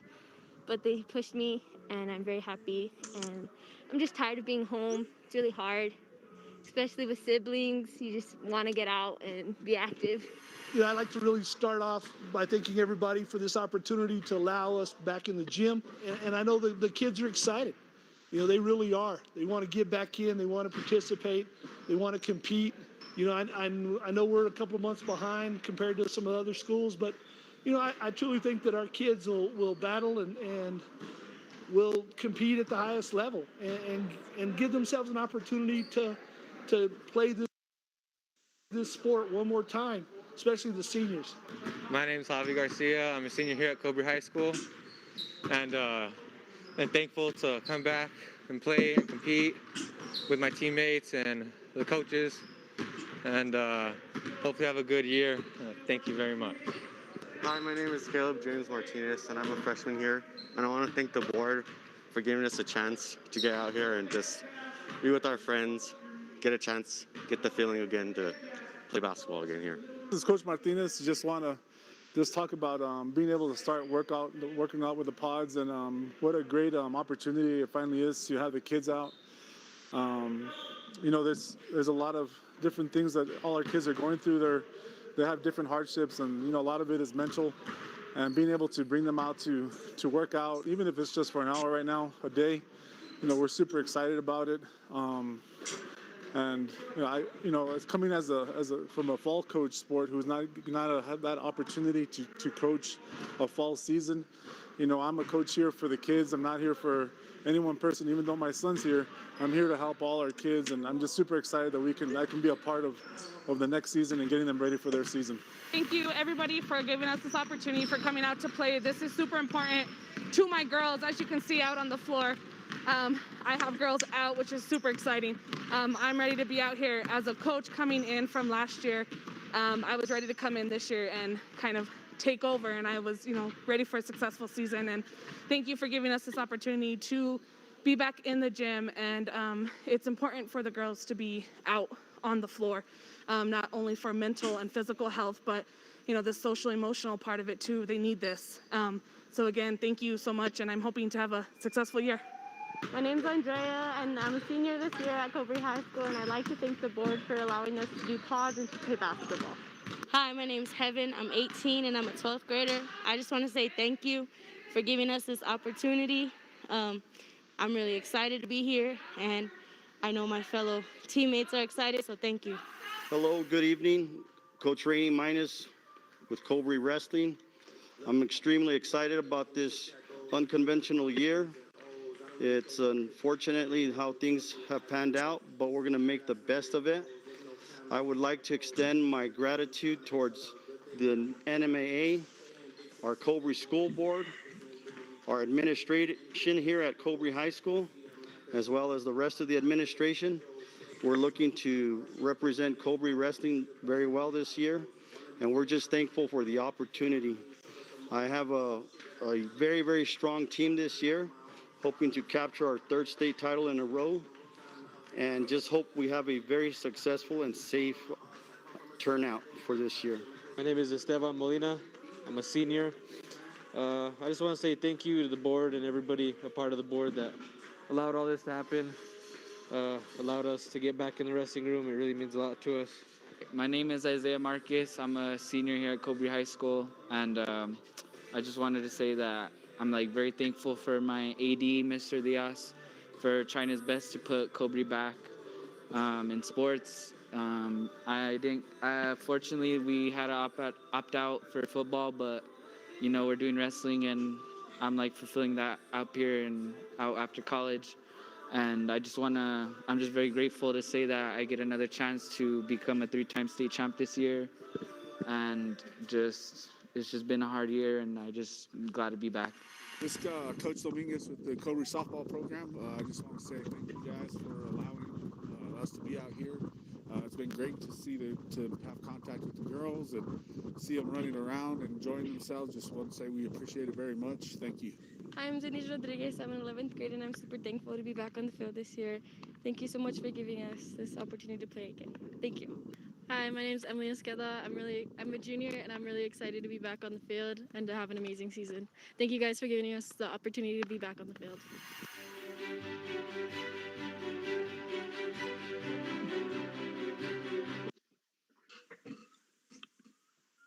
So I just want to say again, on behalf of Cobre Athletics and all the kids that are out there and the coaches, thank you again for the opportunity. As you can see, it does impact a lot of students, and it does make a difference. So just want to say thank you. We'll keep moving forward within the parameters that we're given, and do the best that we can to provide as many opportunities as we can to all our students. If anybody has any questions, be happy to answer any questions at this time. Not a question, just a thank you, Mr. Diaz. Great presentation, great video, nice work putting that together by everybody, and thanks for the work that you've been doing. Thank you. Mr. Guadiana, I see you have a question. Yes, I do, and I want to echo what Gabe just said in terms of that was very well done, and we appreciate getting to hear from the students and the coaches, so thank you very much. But my question had to do with something that's kind of off topic, but it relates to the use of the fields. Yes. Do we have any expectations to allow the public to use the fields, or specifically asked by a person representing a softball group, 70s and older, about using the field and stuff like that. Are we moving in that direction anytime soon? I can't say for sure. I mean, at this point, we still want to try to mitigate as much as possible. Part of the thing is that with groups with other groups, outside groups, we can't necessarily say or what they've been using. So we would have to go through and sanitize everything. So part of that mitigation, it makes it a little more difficult. I don't see that not being an option later on, because of course we are community based and we want to allow community to use our facilities. But I think as things start to open up and as things start to loosening up a little bit, then I think those are possibilities that we can move forward with in a later date. Like, for instance, the track for walking? Right. So at this time, we have not opened it, and that's a decision that we would make at district. I don't singularly make that decision, so it's something that we would have to talk about. I would hope we could have that discussion soon. It's starting to warm up. People are eager to get outside. Activities being allowed. People spent money to have this. They're still paying for it. And I think we could show them a little bit of gratitude by providing them as much access as we could. I appreciate your work, Mr. Diaz. Thank you. The only thing with that opening up the track is that there's still some stuff that the contractor needs to finish up before we can get in there, because if not, then they won't come back in. But that is something that we need to still finish, and I hope that Mr. Peru can follow up and get them down here to start working. I know they hadn't come because of COVID, so. Yes, sir. I wanted to say thank you, Mr. Spula, for bringing that up, because that's one of the things we met. Mr. Diaz and I met with the contractor 2 weeks ago, and he took video of all the areas that we have discrepancies on that track. So he was taking the video back to the people that actually are going to come and do the work. They should be calling us here this week sometime, so that way we can schedule. And so hopefully next time you meet, we'll hopefully have a schedule of when they will be doing the work. Because they haven't contacted you either, right, Mr. Diaz? No, they have not reached out to me yet. Okay. No. Yeah. So as soon as they reach out to Mr. Diaz or myself, we will get that, and that way you guys have the information and know when the work will be done. It's all warranty work that they're doing. Thank you. Okay, that moves us to public input. At this time, we'll take anything from the public in reference to our agenda. Victor, do we have anybody out there? Hello, Mr. President and everyone else on the board. This is Jordan. We have 2 public comments at the moment. The first one, I do believe they're both from Stefan Gonzalez. Mr. Sepulov did not call me. I have no messages or missed calls. This is false information. And the second one from him, it says, it's pretty unfortunate that now that there has been parents like myself that speak up on the lack of transparency in our district. Now a lawyer was called to get guidance. Seems to me like Mr. Sepulveda, who is president, needs to re-educate himself on the board rules and regulations. There is nearly 2 months left of school and guidance has been requested. Unbelievable. Mr. Sepulveda did not recently call me. That is false and far from the truth. I will tell you he did call me 2 to 3 months ago in hopes of keeping me quiet about my concerns and for me to go directly to him instead of how I was bringing it up. He also promised me he was going to hold Mr. Mendoza accountable and Mr. Peru accountable for lack of preparedness for our district. That was supposed to be brought up in the board meeting, and that has not. I do not appreciate false information being said about me not returning calls. That is... Mr. Gonzalez, this is Mr. Sepulveda, and I did not say anything that you just said. I told you to give me a call and I would give you your answers. And you have not called me back. And I'm still saying you can call me 313-7137. Thank you. Next. All right, Mr. Sepulveda, this is Victor. We have one email, and this is a continuance. This is a George Esqueda, submittal for public input for March 8th board meeting. To the attention of the Cobre Consolidated School Board members and administration. I am writing this email in reference to this evening's school board meeting and respectfully submit my questions, comments below for your attention and to be read under item 3, public input pertaining to the agenda. As many of you know by now, I have submitted several emails dating back to February 5th of this year with questions and requests for information in writing. As of today, I have yet to receive a written response from the board or from anyone within the administration in reference to my February 9th and February 23rd emails. As of today, it has now been 27 days and 13 days respectively without a board or administration written response. My latest email of March 5th resulted in a couple calls to my cell phone, which unfortunately I was unable to answer. But I did acknowledge receipt of the voice message left by Mr. Mendoza and Mr. Sepulveda via an email to both of these gentlemen on March 7th. Acknowledgement providing within 47 hours of their calls. Definitely not the amount of time that has elapsed without a written response from the board or administration. Again, 27 days and 13 days respectively to my emails. Below are some of my questions as they relate to the board agenda that I am hopeful Mr. Sepulveda, Mr. Mendoza, or any board member can address for my educational purposes and that of the general public's knowledge during this evening's meeting. Number 1, when emails are submitted that follow the proper procedure with the requested information listed as identified on past as well as today's agenda, who has authority to respond to emails on behalf of the district? 2, what is the process for responding? Even though the board's CC'd to the responses, submitting this because it's evident that mine and probably those submitted by others are going ignored.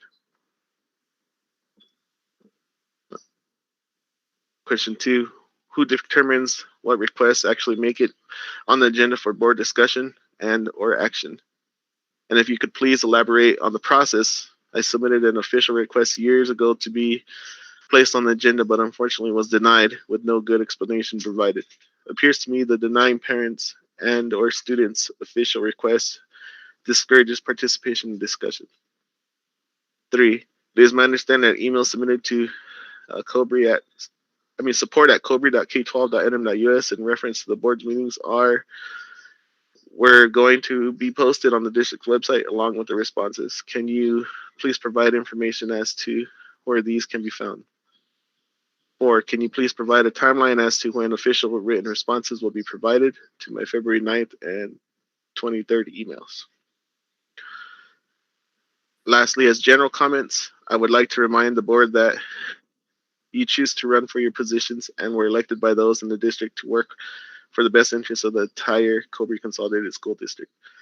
That being our children, teachers, and staff, and not for the benefit of the select few.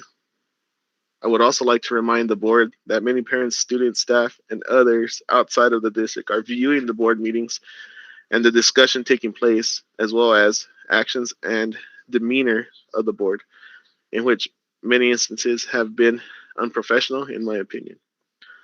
I would just encourage all to be respectful and courteous to one another during your meetings and realize that respectful debate is good when working to improve current issues and situations. Should any of the board members or administration wish to discuss any of my questions or comments in greater detail, I respectfully request that prior to an in-person meeting or telephone call that the meeting and or call be scheduled via email to accommodate everyone's busy schedules. Thank you for allowing me the opportunity to submit my public input questions, comments, and for your time and efforts serving the Cobre District. Sincerely, George A. Esqueda, Sr. to Mr. Esqueda. I did respond to his emails. In fact, he called Mr. Gomez telling him to have me call him. I did call him on March the 5th, which he did not answer. I left a message for him to call me back. He did not answer. I called him again this morning, and he texted me back and said that he had been in meetings and tried to get a hold of me between meetings. He didn't. I called him again here just before our board meeting, and he said that I caught him at a bad time, that he was going to a conference call at 4 o'clock. So I did try to get back to him and talk to him, but he's a busy man, and I could not make contact with him to explain the things. Like I said earlier, I'm a bad person to text. I'd rather talk to him. So if any of them want to get a hold of me, again, my number is 313-7137. Thank you. Any others, Victor? That is all, sir. Oh, hold on. We have Mr. Esqueda on the meeting. He raised his hand. Okay. Yes, good afternoon, Board President, members of the board, as well as the administration. Again, my name is George Esqueda, and I'd want to kind of elaborate a little bit on what Mr. Sepulveda just mentioned. Again, I do acknowledge the receipt of his phone calls.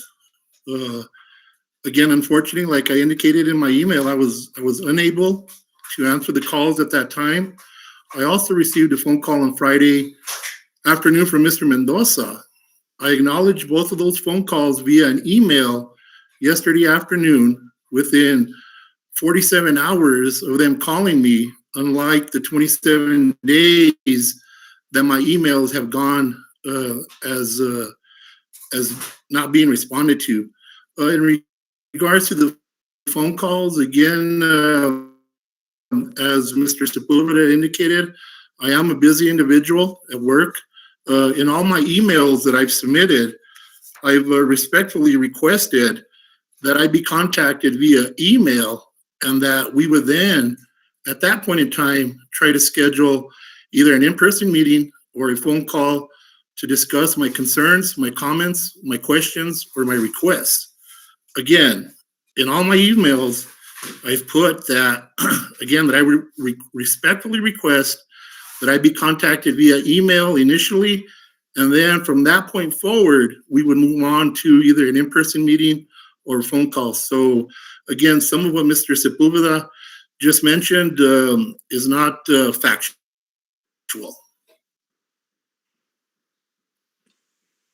Well, the only thing I got to say to that is you can text me and set up a time, because I'm not very good at texting. So set up a time. I'm available 24/7 to talk on the phone. Thank you. Well, Mr. Sepulveda, you indicated earlier in the meeting that you would be the one to reply to emails.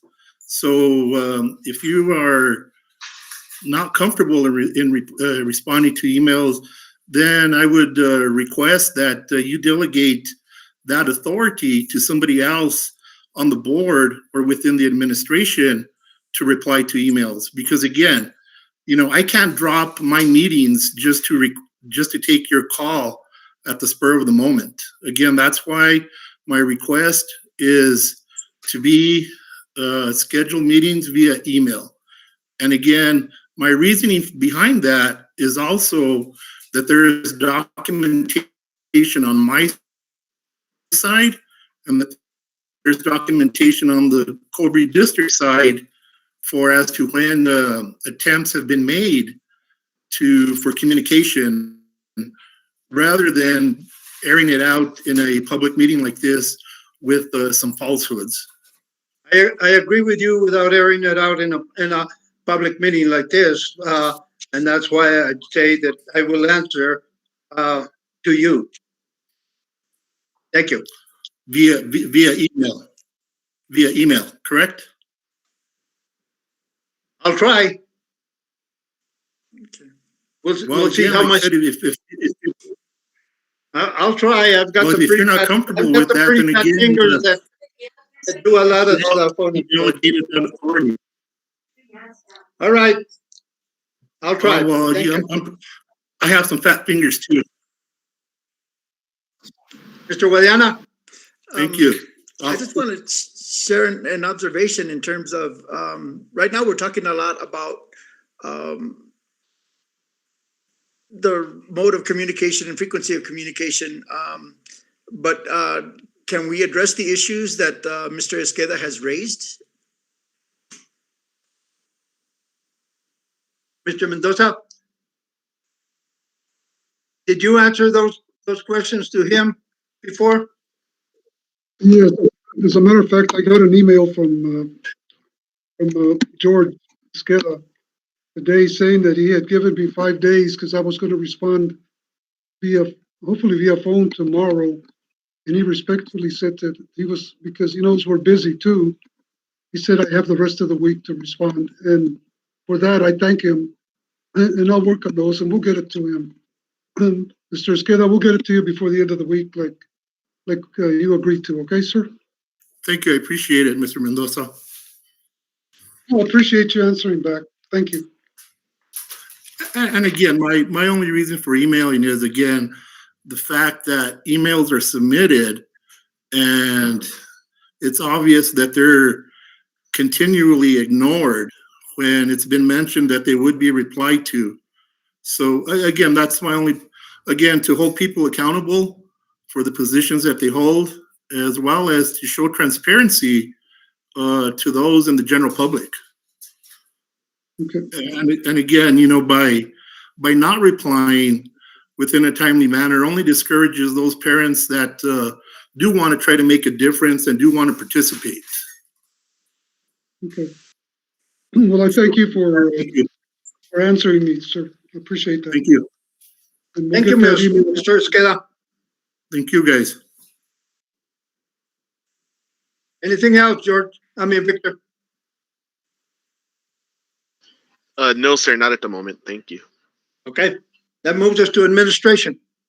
There's no items under administration, Mr. President. Okay. Moves us to finance. I'll yield to Terry on the floor here on the first bar.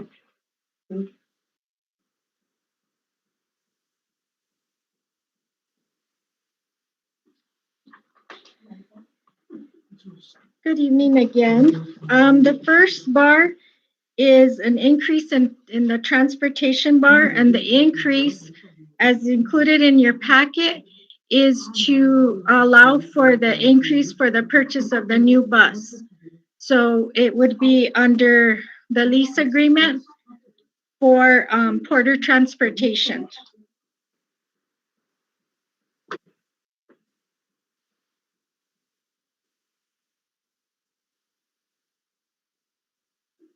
Do you have any questions on the transportation bar?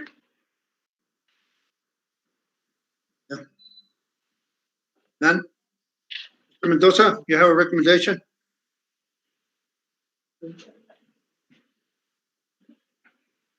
The administration recommends that you approve it as presented. You heard the recommendation. Do I hear a motion?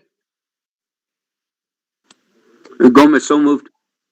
Motion by Mr. Gomez, second. This is Gilbert. I'll second. Second by Mr. Guadiana. Any other comments? Call for the vote. Mr. Holguin? Yes. Mr. Guadiana? Yes. Mr. Gomez? Yes. Mr. Cordova? Yes. Myself, yes. Motion passes. Okay, Mr. President, members of the board, the second bar under B is a pre-K decrease bar, and it's $15,000 decrease as put forth by the Public Education Department for transportation under the pre-K grant. Do you have any questions? Mr. Mendoza? Move that you approve it as presented by Terry. You heard the recommendation. Do I hear a motion? Cordova, so moved. Motion by Mr. Cordova, second. This is Gilbert, I'll second. Second by Mr. Guadiana. Any other comments or questions? I have a question for Terry. And thank you we did have a discussion about these during our budget meeting last Wednesday. So this is just a reduction in the amount of work that's going to be done? The pre-K decrease is the on the transportation line item. That's what the PED recommended. They didn't give a justification as to why, but I'm assuming it's because transportation for pre-K hasn't been happening during the year. And unilaterally, we can do this, and the contractor is obligated? There isn't a contract set yet for pre-K transportation because it had not begun. Okay. So this is for the summer? No, this is current funding, but that money was allocated for transportation, but the transportation contract was not finalized, hasn't been finalized until such point that we would begin transporting pre-K. And it's specifically out of the 4Y pre-K grant. Okay, and so we have a contract here. Is that related to that then? That's a different one, and I'll get to that one. Okay, thank you. Mm-hmm. Any other questions? Call for the vote. Mr. Holguin. Yes. Mr. Guadiana. Yes. Mr. Gomez. Yes. Mr. Cordova. Yes. Myself, yes. Motion passes. The next bar is a decreased bar in our state guarantee, which is our SCG. It is the February adjustment set forth by the PED. The amount of the decrease is $303,061. It is based on a 40-day count. So what they did is they adjusted our SCG based on our current 40-day count, which was in October. One part of that was identified is if you go to line 3 on the bar, it is for additional compensation on K5. The reduction is $97,000, and that was a specific reduction for the 40-day counts. The rest, the $205,000, the rest of it was the adjustment from what was projected last spring to what was adjusted to and on the 40-day numbers for the fall. Mr. Mendoza, the recommendation.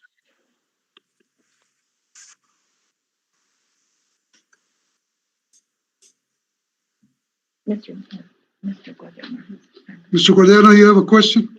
Yes, I do. Again, this was a part of what the earlier discussion was in the budget meeting, but all of these are salaries related, salary and benefit related. Did we lose any staff in this? Or are we not hiring somebody that we intended to hire? No, the salary lines are substitutes. And so that was realized from the savings and substitutes that we didn't have during the distance learning. The rest of them are benefit lines, which usually have a bigger, positions. Yeah, they're not specifically tied to a position. Okay, and this amount reflects the current enrollment, and therefore in expectation that regardless, well, we won't be held harmless for having a lesser enrollment. We'll be actually held responsible for the enrollment, and this is the reduction associated to that, correct? Well, this is already what PED did. We're waiting on the legislative update as far as, but what we're hearing from the legislature currently, the current updates indicate that no, we're not going to be held harmless. So we will be have to budget based on our 80-120 averages. So And this reflects that amount? Not yet. No, that would be for next year's budget. Okay. Okay.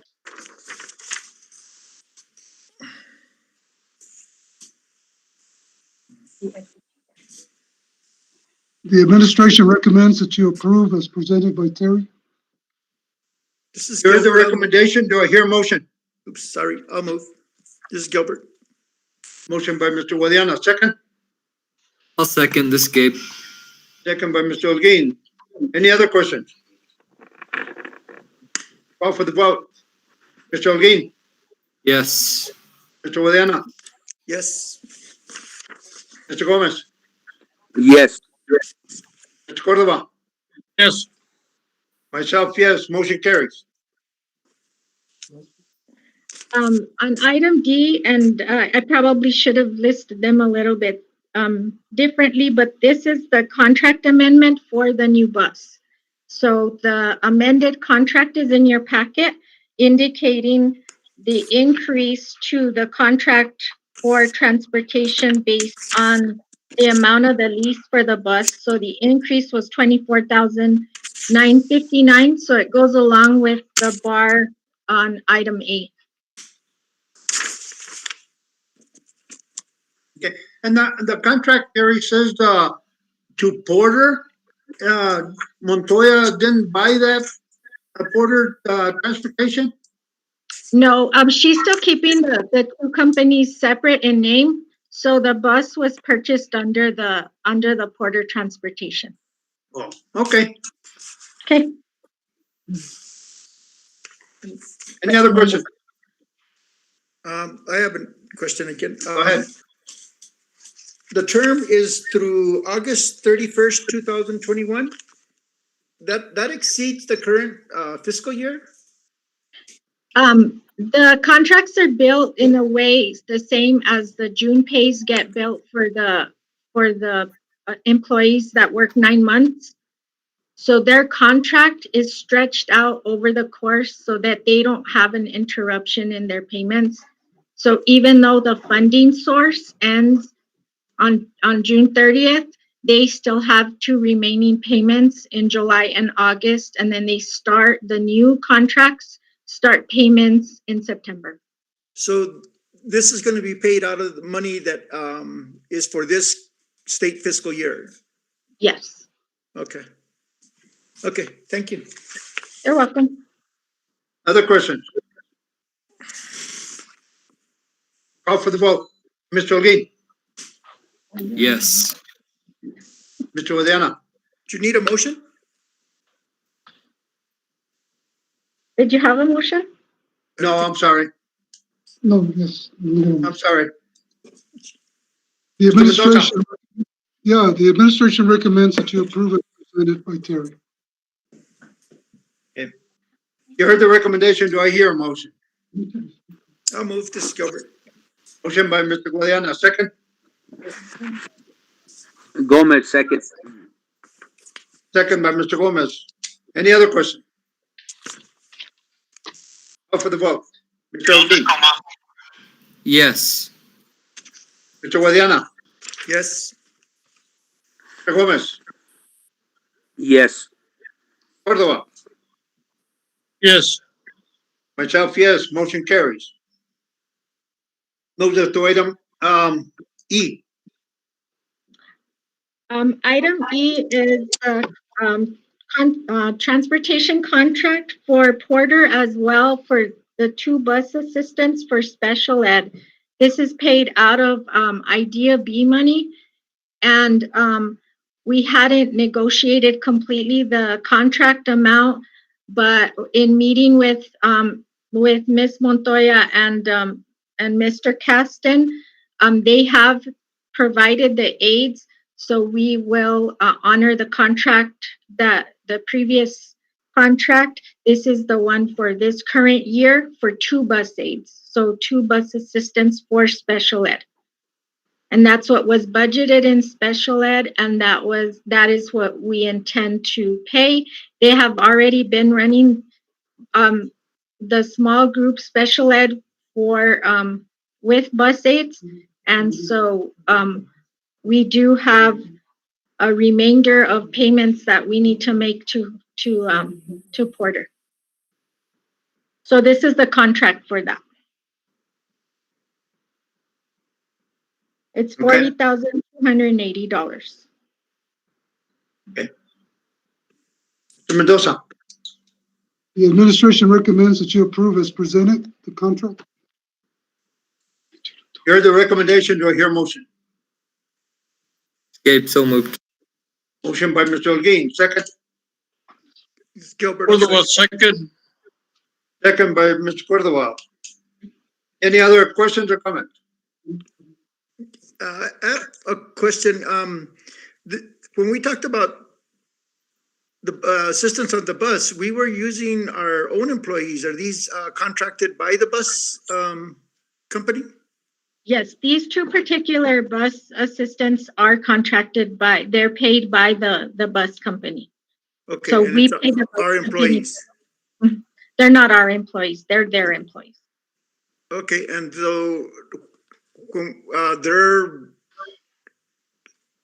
kept up to date on how it is we want buses, students tested before they get on the bus. And These are special ed bus assistants, and they are trained specifically to assist with special ed issues on the buses. If you have, I think Melissa is on for special ed. If you have questions, Mr. Cordova also has a question. yeah, my question is, are they tested? Do they get the temperatures tested? Do they get? Are they observed for the distancing there at the bus stop? Yes, Mr. Guadiana. Oh, it's Melissa Terry. I can answer. Mr. Guadiana, yes, the 2 special ed EAs are following COVID safe practices. And so they've all been trained. So they've been running since we've had permission to do the 5-to-1 small group in-person learning. So they are. Thank you. Yes. Mr. Cordova. Yes. Is this document in our packet the original or the contract that's going to be original? If so, the question that I've got is down at the bottom, the board members are not correct. You know what? You're right. We use this same template that we had been using, and that you're right. It's incorrect.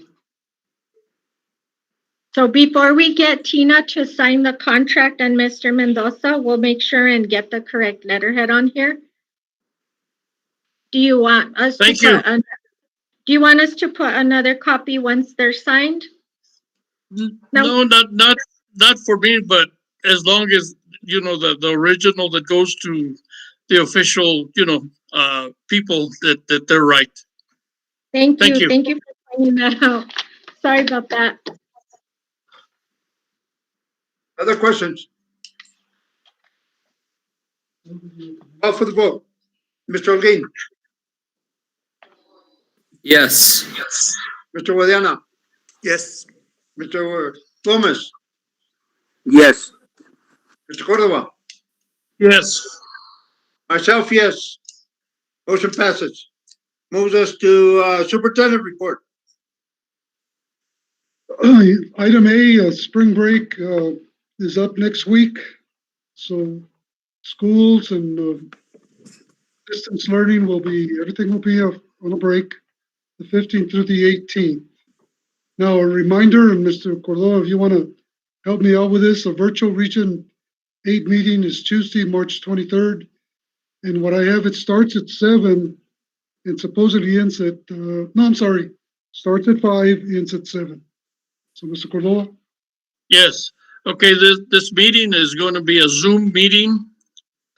The password is on our sheet that went to the packets.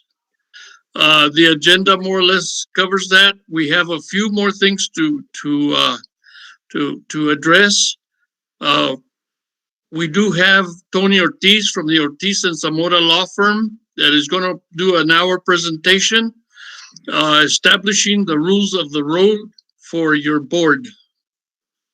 And so that's more or less what we got.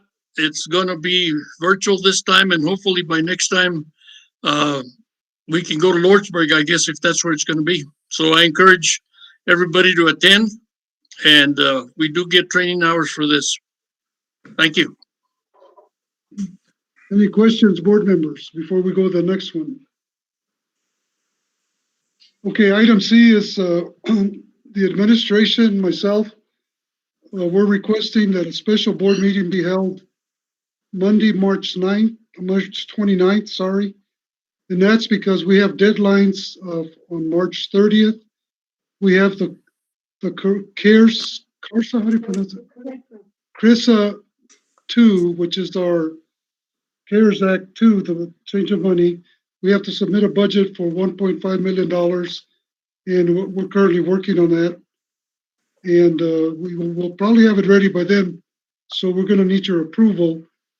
That's the one item. And the second item for that special is the contracting of a facility master plan contract, where we contract out to help us with our 5-year facility master plan. And I have Terry available to answer any questions on that, if anybody has any questions right now. Okay, if no questions, then our next board meeting is scheduled for April 12th. I'm sorry, Mr. Cordova, go ahead. No, go ahead, finish it, then I'll ask it. Okay. On the next meeting. Yeah, the next board meeting will be April 12th, 2021 via YouTube live stream. Go ahead, Mr. Cordova. That's a question that I had, since they're saying that all schools will open as of the 5th of April. Does that mean that we can meet in person as a board for that April 12th meeting? Can somebody find that out, Mr. Mendoza or Toy? I will find out, not tomorrow, but Thursday on the secretary's call. We can put that on the chat box and then get an answer from that. So we need to know if that's going to happen, because we got to clean up our boardroom up here. It's everybody's welcome to come and clean up if we got it, but we don't have it finished. We might have to use a performing arts center. I don't know, Mr. Cordova, unless you know of some, or maybe we can go to another school. Irene, do you know what we're scheduled for April? Where we would go?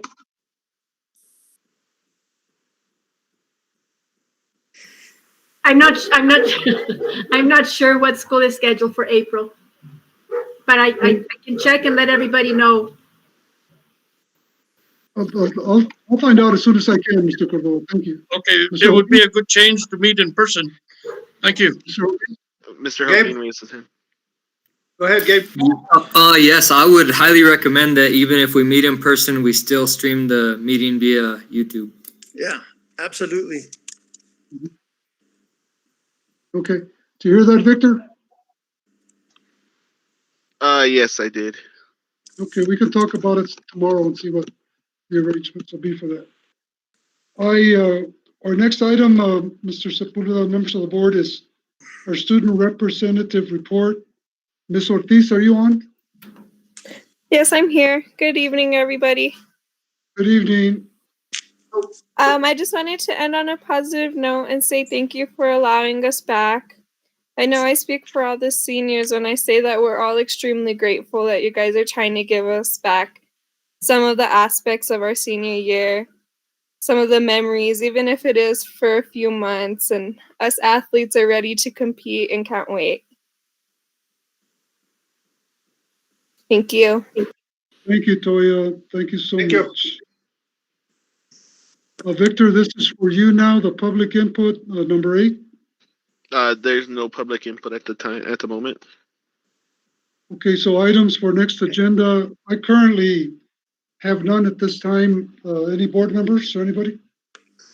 I wanted to have some comment on that next, on the public input. One is related to other messages that haven't been responded to. One is the submission by the union. There is a compilation of a number of different concerns, and this is to Jackie.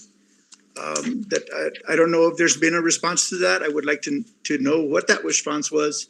I was particularly concerned about the dynamics that brought this forward, which was that the teachers were not comfortable raising their concerns in fear of reprisal or some negative response. So I would like to, I don't know whether that could be an agenda item for next time or not, but there was also another letter written by Mrs. Ortiz that had, I think, 16 items that she wanted to have addressed. And I'm interested to know if that occurred.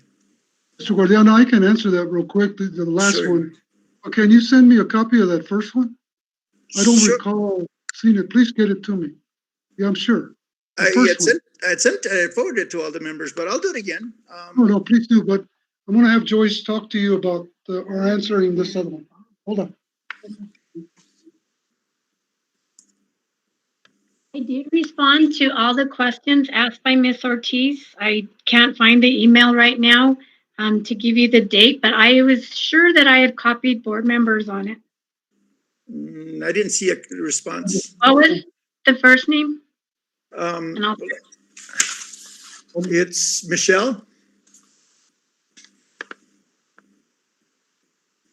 And her email is actually I got it. Michelle I got it. Martinez. So I responded to her on February 16th, and it does show CC to all the Board of Education, but I can forward that response. I'd appreciate it. Thank you for responding to them, to her. I have another item that I want to bring up, and it is with a great deal of concern over our activities and the concerns that people are bringing up in terms of holding people responsible.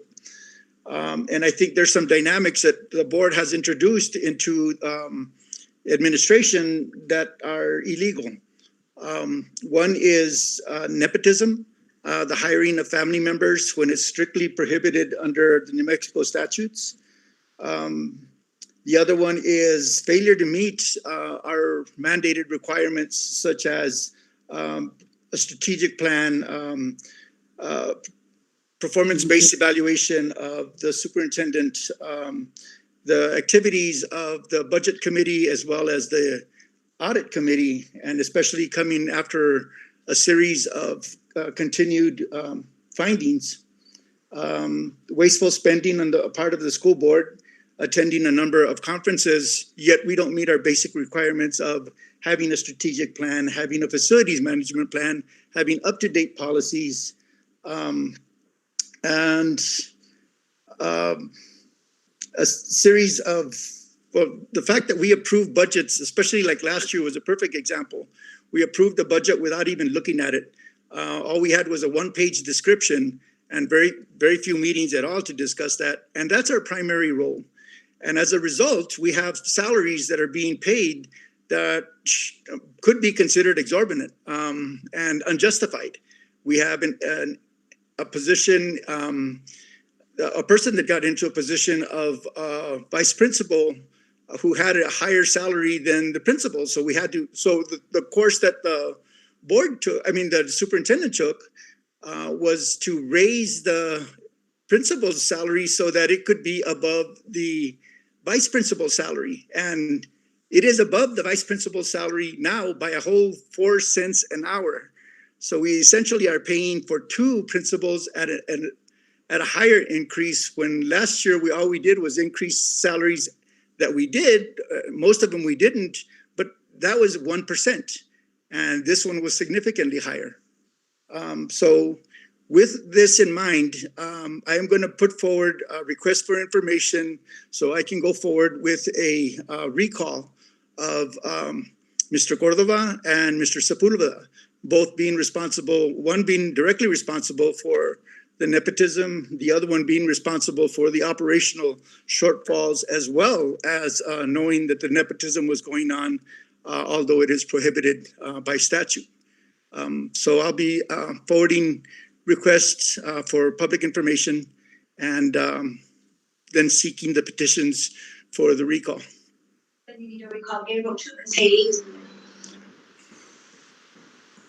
Okay. Does somebody have a question? Yeah. Do I have a question? Go ahead, Frank.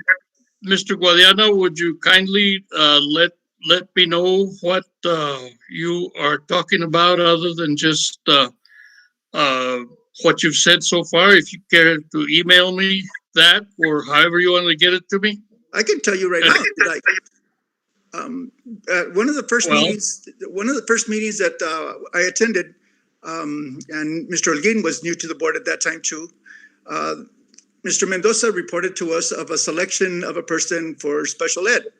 And the selection had been made by a committee that interviewed the candidates. Mr. Mendoza stated that he agreed with the decision. And you made a suggestion, kind of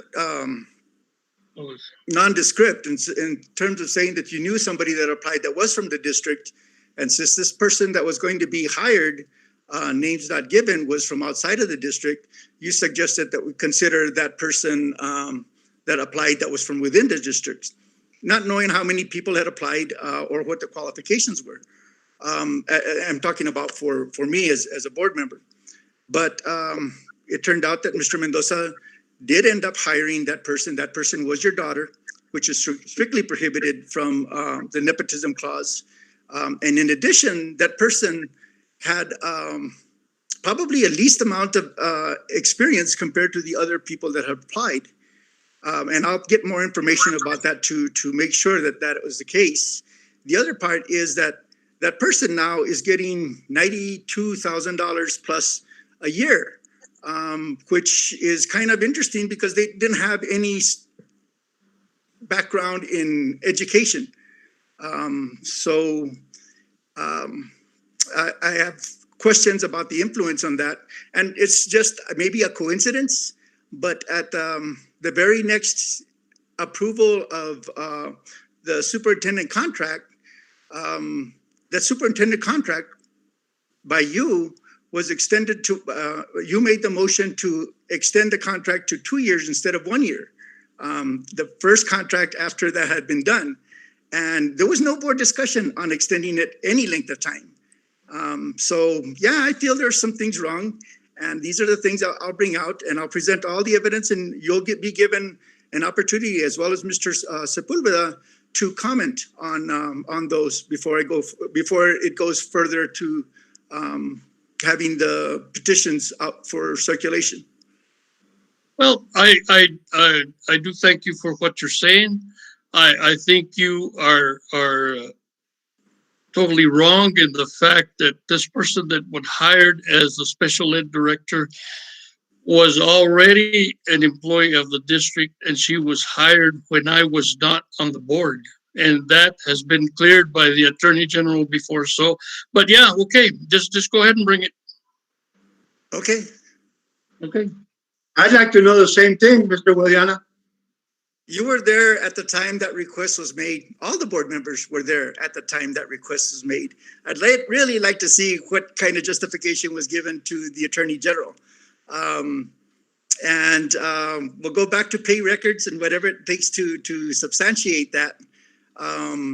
But the influence, I had brought up the concern about influence, and Mr. Cordova, it was just a suggestion. Far from it.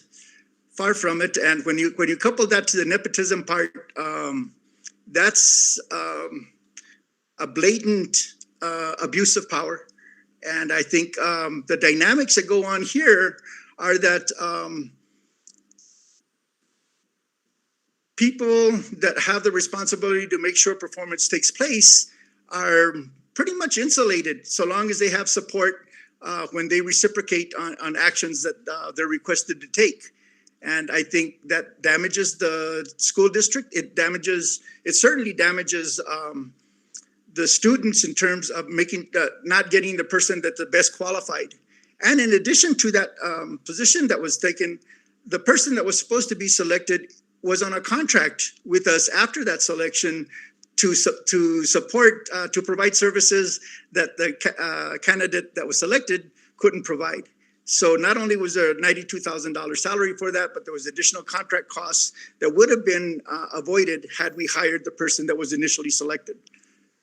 So all the other parts, as far as the budget committee meetings not materializing into any kind of substantial review of the budget, last year's particularly was heinous.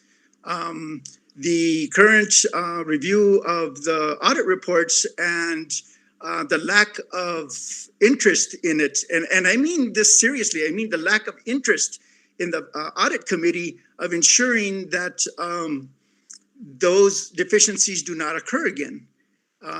It's been very well documented here in this meeting where Mr. Cordova has asked me, you show me where it is I have to do this kind of a review. And it is within our responsibility. So I will be happy, as I go forward with my request for information, I think that'll give us more descriptive details on the avenues I want to pursue for the recall.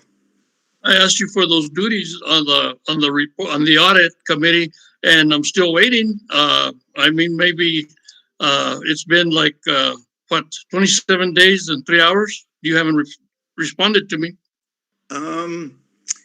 You have audit reports that show the deficiencies, and it calls for more supervision. Hello? Now that's where you're getting into personnel and you're violating it. What personnel? Yeah.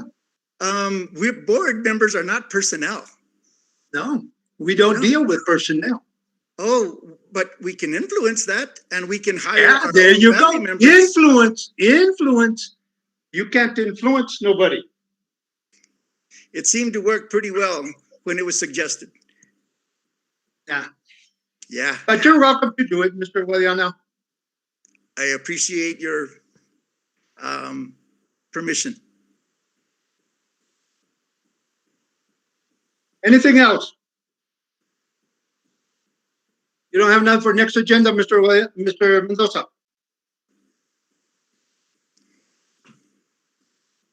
You're muted, sir.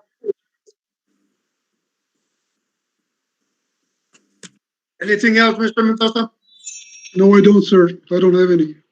Okay. Motion to adjourn. So move. Motion to adjourn. Thank you, everybody.